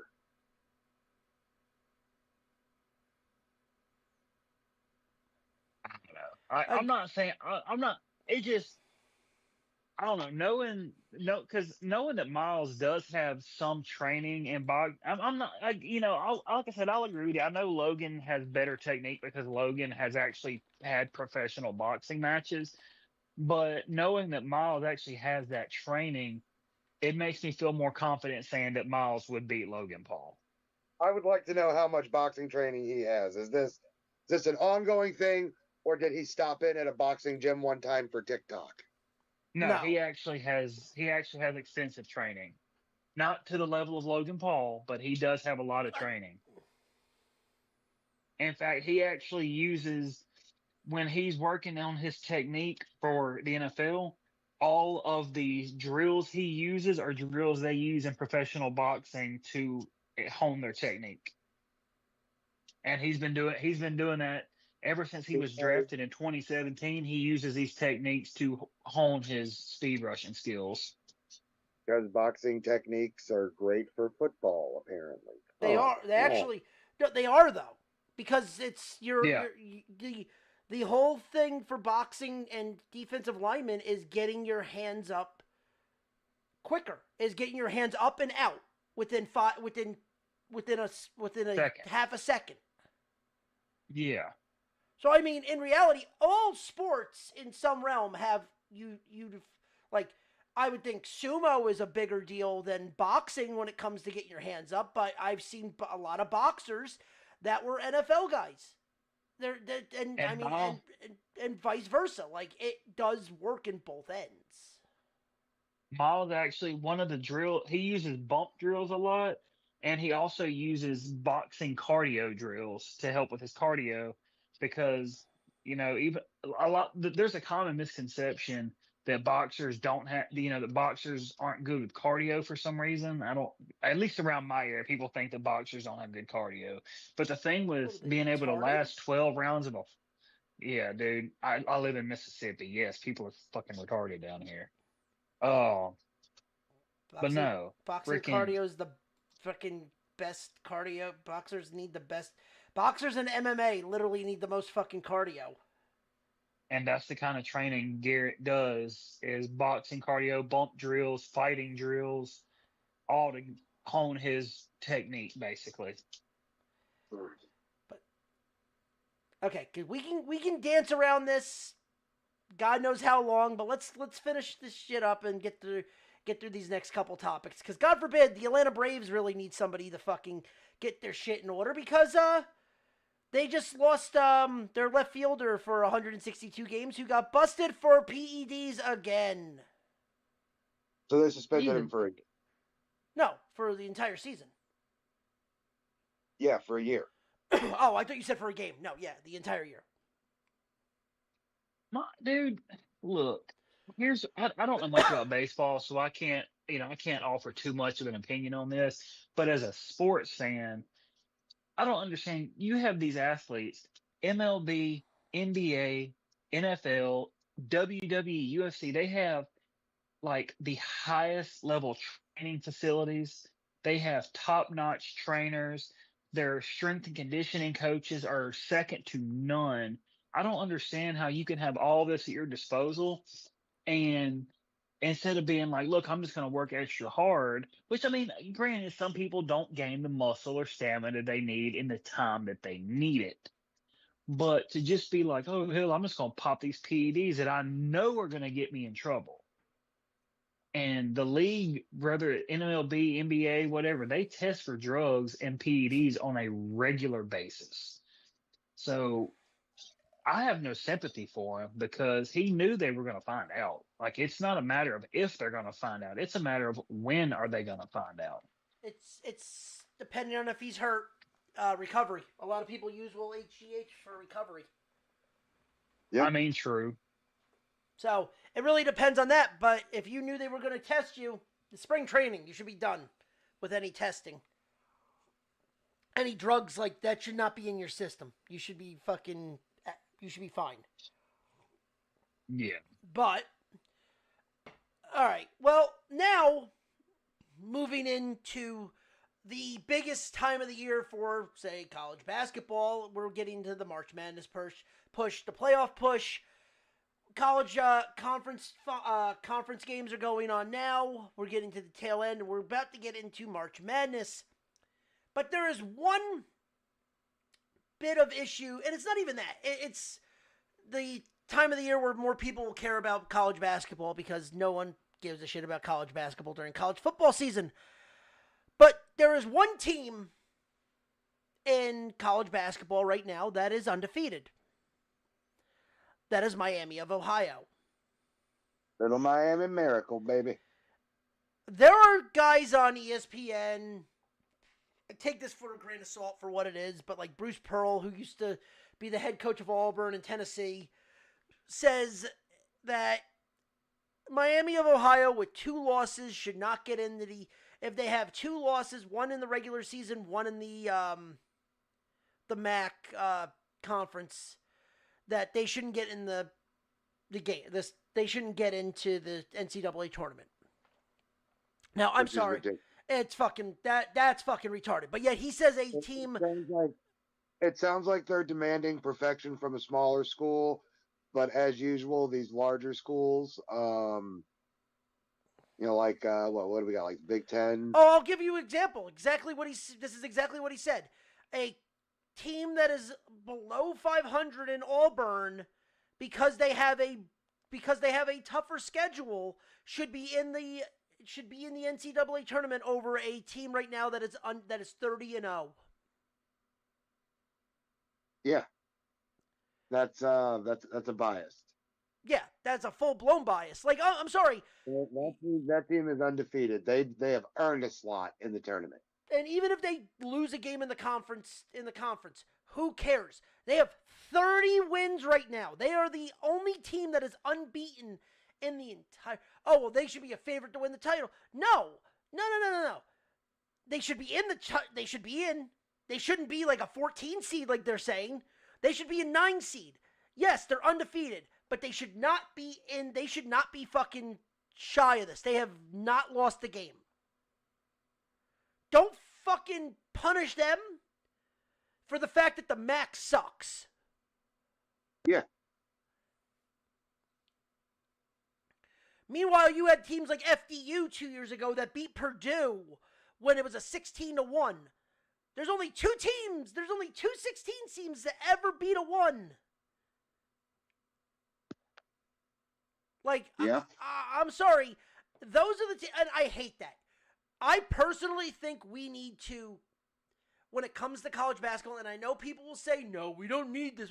They need to expand the they need to expand the NCAA tournament, get rid of the NIT, and pretty much merge them to where 1 through 8 has a bye on each bracket, and then we have play-in games for 9 to 16. You have another full fucking week of games. You can actually get these players some experience to where they don't. Oh, I like that. What? I like that. That's simple. Yeah, it's very simple. There's 32 teams in the NIT. You get rid of the NIT, and you put the NIT in the NCAA tournament. Granted, it's 96 teams. But you turn that into round 1 is just the play-in games for 9 seeds to 16 seeds, all of them, so 9 through 16. And then if you were a 1 through 8 in that, you technically have a bye into the first round.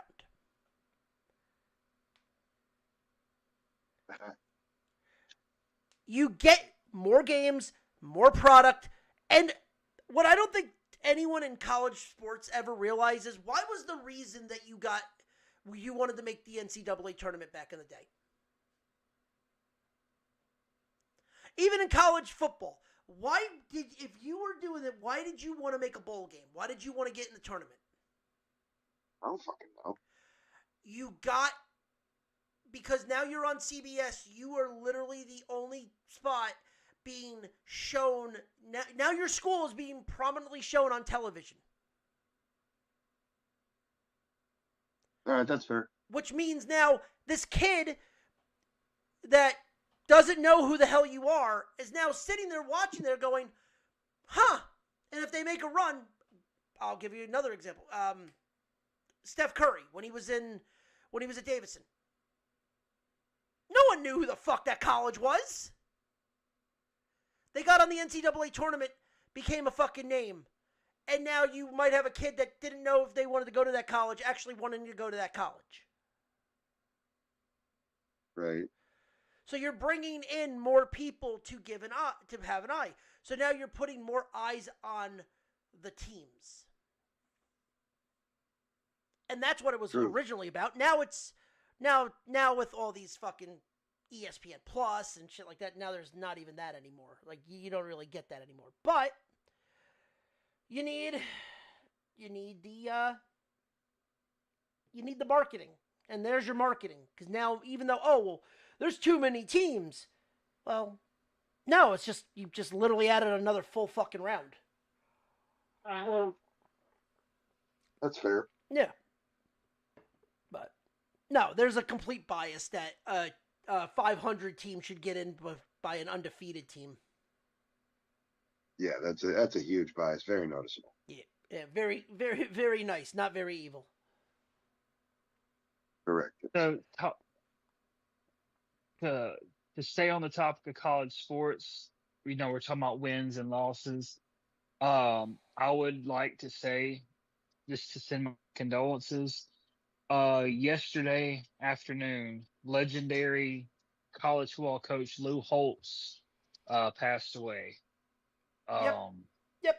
I mean, Lou Holtz was a legend in Notre Dame football, and I knew him from ESPN doing college game night.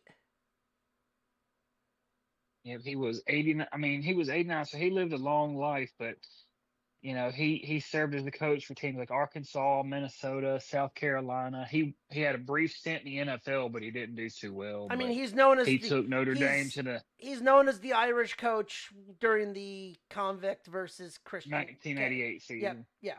That's what he's famous for. Yep, but he tragically passed away yesterday, and me personally, my condolences to his family. Rye, we did actually have an update on Carradine. And? Death by hanging. Yeah. Yeah. So, yeah, that sucks. We brought up that last week, so just to add on that. But that's really all for sports news. Now we can get into the last bit of wrestling news.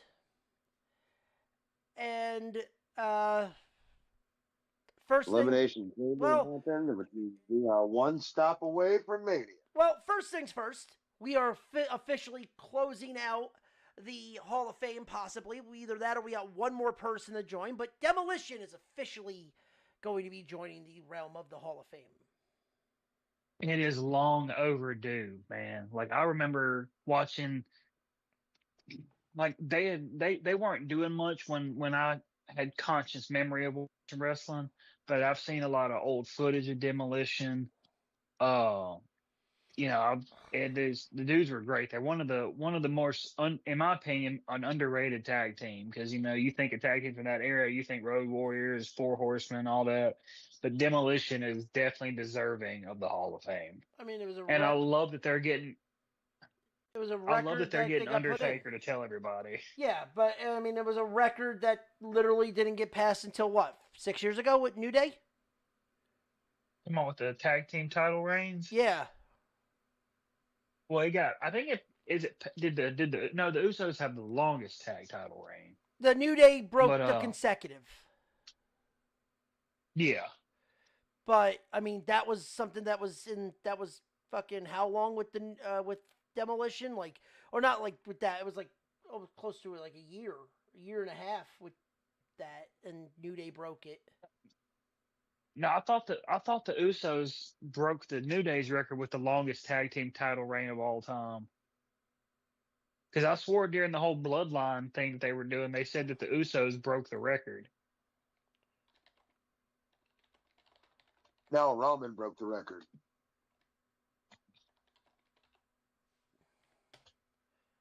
But yeah, I'm very excited for Demolition. Now I'm hoping, but I don't know if he New wants Day. it to do yet. New Day, 483. Or gotcha. Yeah, the I'm record kind of you're hoping that. the record you're thinking of is Roman. Now I am hoping that the last member of the Hall of Fame is John Cena, but Nope. they Nope. may wait till the next year to make him the headliner. Nope. They will not do Cena over Stephanie. Truth. And let's face it, if they're going to do anything, I look for Cena doing Duck Styles. what?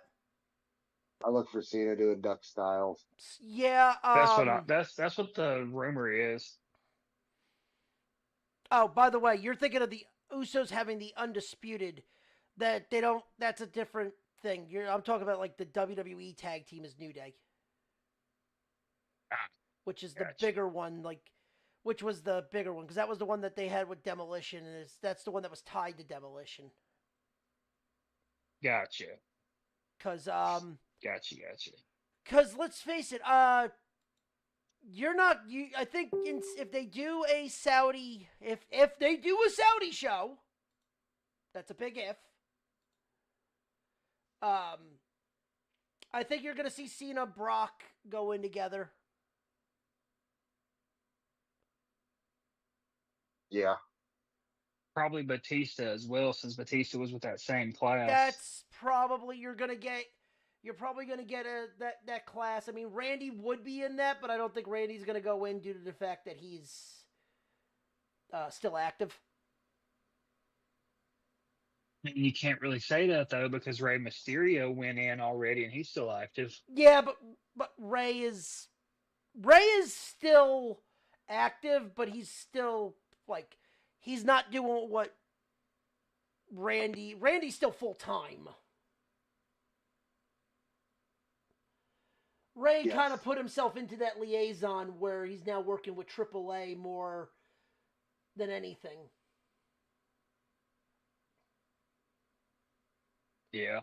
I mean, I think I told Ryan this, but so from what I was seeing, we're talking about the Elimination Chamber Road to WrestleMania. Yep. There are 3 people they're talking about being Brock Lesnar's mystery opponent.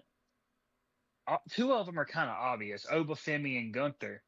But I'm seeing reports that they're talking about making Rey Mysterio Brock Lesnar's WrestleMania opponent. Cool. Brock gets a squash match. I was going to say, why? I think it's going to be Oba, though, because Oba's trying to make a name for himself on the main roster. What better way to make a name for yourself than to slay the beast? Well, yeah, because, I mean, it's already given that Walter or Gunther is going to be the SummerSlam opponent. Yeah, because Brock SummerSlam is in Brock's hometown, and Brock has always said that he wanted to retire in his hometown. Well, he already announced that he's retiring at SummerSlam. Yeah. And you're already building the career killer gimmick with Gunther. So, him at SummerSlam makes sense, and especially that it's going to be a 2-night SummerSlam again. Yeah.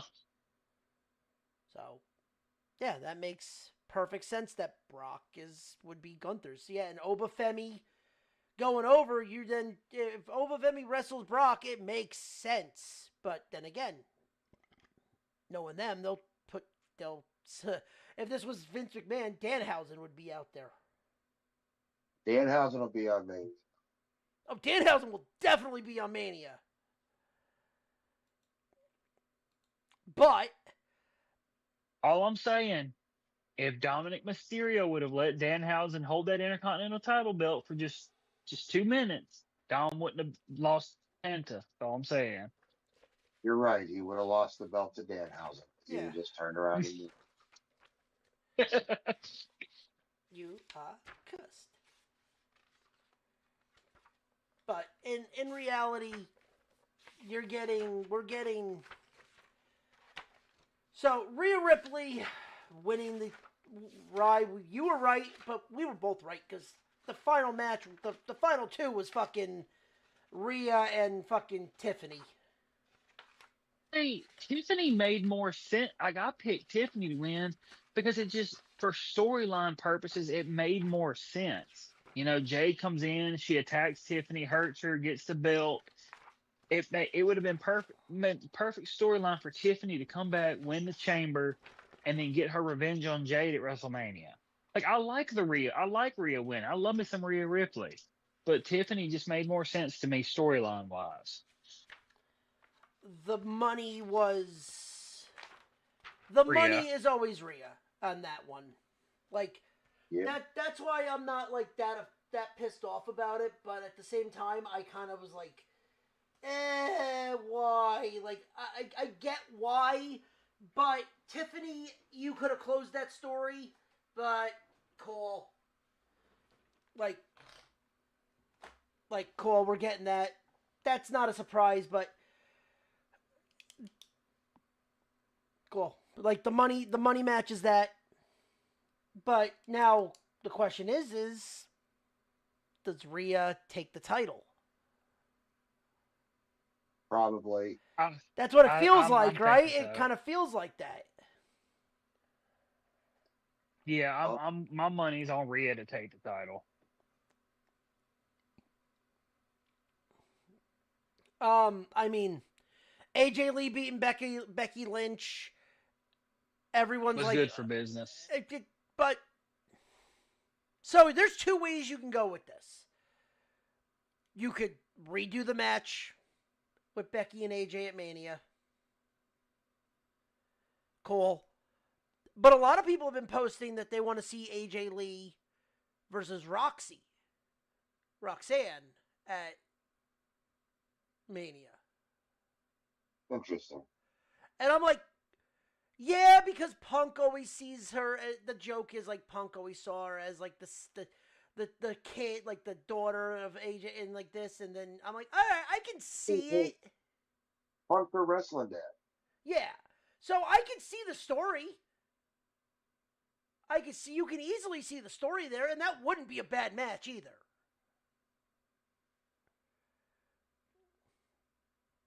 So there's that. I mean, yeah, AJ winning, though. You got Becky Lynch complaining about Jessica Carr. Cool. But Becky's going to complain anytime something doesn't go her way. I mean, that's just her being a heel. Yeah, but no, well, now it's starting to be like now it's starting to show a pattern. So where the hell this goes, who the hell knows? That wasn't supposed to rhyme. Punk beating Balor. Like no one thought Punk was not gonna win in fucking Chicago. Right. One of my best friends actually was hoping that Balor was gonna win, and it's like, dude, they've been with all the bad blood, and because here's the thing, it's long-term storytelling because the Punk Roman match has been brewing since WrestleMania last year when Paul Heyman turned his back on both Punk and Roman to side with Seth. The problem is what happened on Monday. Yeah. Because you have now, Ryan, you can come on this one too. You have just made Roman Reigns the ultimate babyface. Oh, for sure. Yeah. And now the question is does Punk lose? Now here's my question. I think Punk's going to lose. I'll say it now. Does Punk lose clean or does he get help? I'm hoping for clean, but it would not surprise me for one of the Usos to come out and help Roman. Nope. No. Not the Usos. Because the Usos are already sudden non grata with Roman. He has been cut off. Roman has cut them off, if you remember, in story. Where's WrestleMania going to be next year? Next year's going to be in Saudi. Supposed to be. Follow me on this. You have now called out the bloodline of Roman Reigns' family. What match has everyone been screaming over that they want to see, and now you actually have a fucking story that can back that up? What? Why wouldn't it be The Rock? I mean, you're not wrong. And then you set up the match between Rock and Roman that everyone wants to see to sell Saudi. Yeah. I mean, that's me armchair booking, but makes sense. And if you're having trouble selling tickets this year, how hard are you going to have to sell tickets in Saudi if they go to Saudi? True. They might not go. They might not go. And God forbid, they're going to have a hard time getting anybody over there to begin with now because of what's going on over there. Correct. Yeah. And they have it looks like right now they have a plan B just in case. They don't know yet, but in my opinion, the WrestleMania in Saudi was doomed to fail from the get-go, because if you go back and watch the press conference when they announced it, as soon as Triple H and Cody Rhodes announced that WrestleMania 43 was going to be in Saudi, you could tell a very uncomfortable and visibly displeased shift in all the talent that were there. Like, none of them looked like they were even remotely okay with that happening. But here's the thing. Like Bianca Belair. Well, but hold on. Was that a Triple H one? A Triple H and WWE decision? Or was that a TKO decision? Because TKO apparently has been losing money, and this was a way that they could recoup some of their money.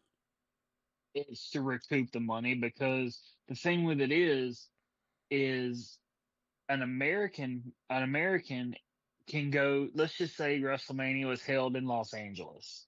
Yeah. An American person would pay, say, $5,000 for a high end seat, like not like front row or nothing. But you gotta think, somebody in Saudi will easily pay upwards of $20,000 for a nosebleed. So I think it's just a way to recoup some of their losses. But the problem is, though, I mean, you've got people from the United States, from London, from Paris, that are going to pay the money and they're going to travel to Saudi to see WrestleMania. But I don't think it's good. Like, it's okay having like the crown jewel and all that stuff in Saudi, but when it comes to WrestleMania, that should be an event held in the United States. Yeah, I agree with that. Or, I mean, if you're going to do it overseas, London. Like, I'm sorry. How does Saudi? Well, we know why they got it, but how does Saudi get one over London? Yeah. Like, that's a thing. Like, oh, well, the Saudi's gonna get this. Well, Saudi gets it over London. If I'm from fucking England, I'd be pissed off. Because the only thing they got to show for it in London is what? SummerSlam, back when the Road Warriors rode out on fucking motorcycles. And it's sad, man, because, you know, I get that that TKO is hemorrhaging money right now, but I don't know. Like I said, having set pay-per-views like Crown Jewel or Clash in Baghdad or whatever, that's cool. But when it comes to the biggest event in all of sports entertainment that is hosted by an American-based company, I'm sorry, that event should not be outside the continental United States. No, I think we're all in agreement with that, especially too is, well, no indie show is going to fucking run there. No. GCW ain't running in fucking Saudi. And see, my problem with it too. Perfect example because I do not think this would be allowed at all in Saudi. Remember about I don't know if it was a year or two ago when Bianca Belair got all those little girls from that all black school to do the cheerleading dance for her when she came out at WrestleMania. Y'all remember what I'm talking about? She had the whole girls cheerleading squad. It was from that all black girls school wherever I can't remember where they were at, but she had them all come out and dance her to the ring. Yeah. Saudi would never allow that. Nope, Saudi would be very tight knit, and it is what it is. But we end Saudi. Oh, not Saudi. Sorry, we end Elimination Chamber with Randy Orton winning the Chamber, going to WrestleMania to take on the winner of Friday's match between Cody Rhodes and Drew McIntyre. It's gonna be Cody Rhodes, and people are gonna lose even more interest in the match. I think they're. Oh, okay. So, Brian, first before I explain, what do you think? Do you think Cody's winning? No. Yeah. Okay. So here's the thing. There's two stories you can tell with either or that work. With Drew, very simple. Randy's going for 15. That's simplest storyline you could ever have. Randy's trying to pass Triple H for titles. Get one step closer to Rick. But you add in Cody, you can now talk about legacy.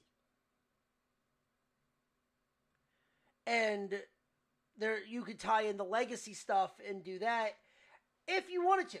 You don't need to.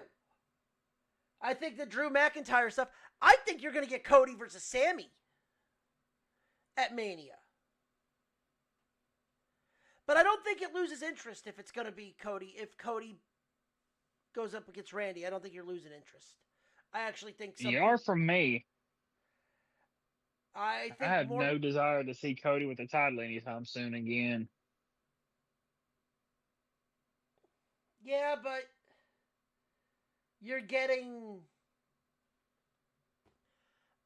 I think it depends on what you're getting. I think it really depends on the story. And Drew needs to be on TV more, too.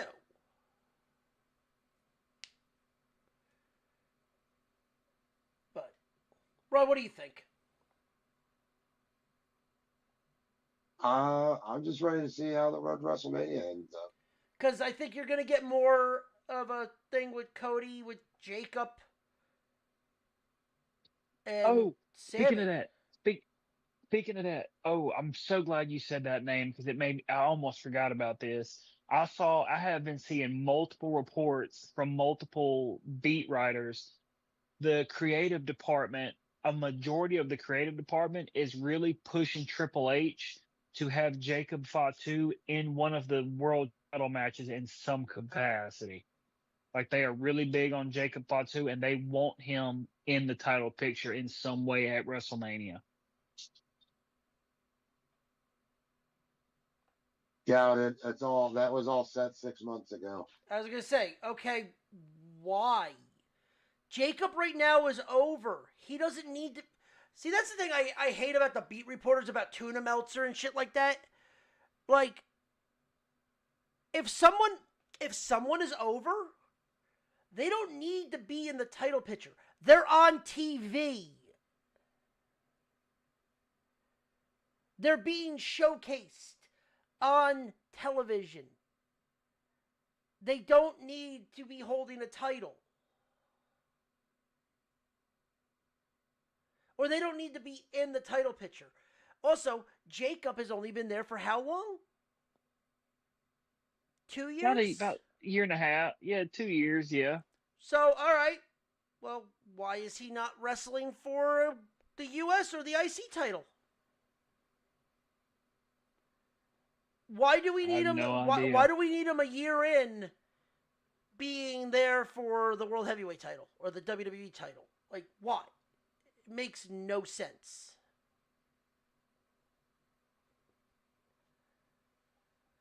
I mean, I agree. It just. It's the I mean, same I type. It's the personally same would type. love to see. It's the same type of people that are bitching about Royce Keane. Royce Keys not getting any. Creative has nothing for Royce Keys. Wait till after Mania, then we'll talk about it. Now, Royce Keys actually did come out and say that when he does decide to fully retire from pro wrestling, that he would like to take on like either a trainer role or some kind of executive role with WWE. Yeah, well, he's not planning on retiring anytime soon. But I think these beat reporters, like I said, guys like Tuna Meltzer and shit like that need to dial it back because they want certain things to be done and it's not done proper. You can have your opinions, but when people start taking your opinions as fucking God and you will not allow them to have a set dialogue back, that's when there's issues. Yeah. And myself and Ryan have gone ape shit about fucking Tuna Meltzer. Fuck that guy. Exactly. But that is pretty much it. Unless there's anything else, we should bring this home. I got nothing. Yep. All right. Well, with that being said, I'm good too. all right. Well, ladies and gentlemen, with that being said, that is our show. If you like what you heard, please follow us on all social media accounts under the Nerdport Network. Follow us individually on Twitter at F and Ronnie. At Stone Cold Castillo. You don't have a Twitter. Soon to be Captain Twinkie. Yeah, I'll make me a Twitter under Captain Twinkie Tits. Oh, and with that, It's by the way, it's Lieutenant Commander Twinkie yeah, Tits. there you go. There you go.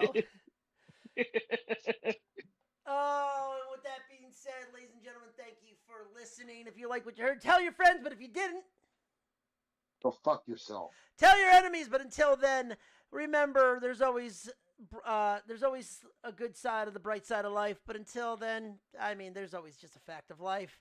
Good night, everybody. Yeah.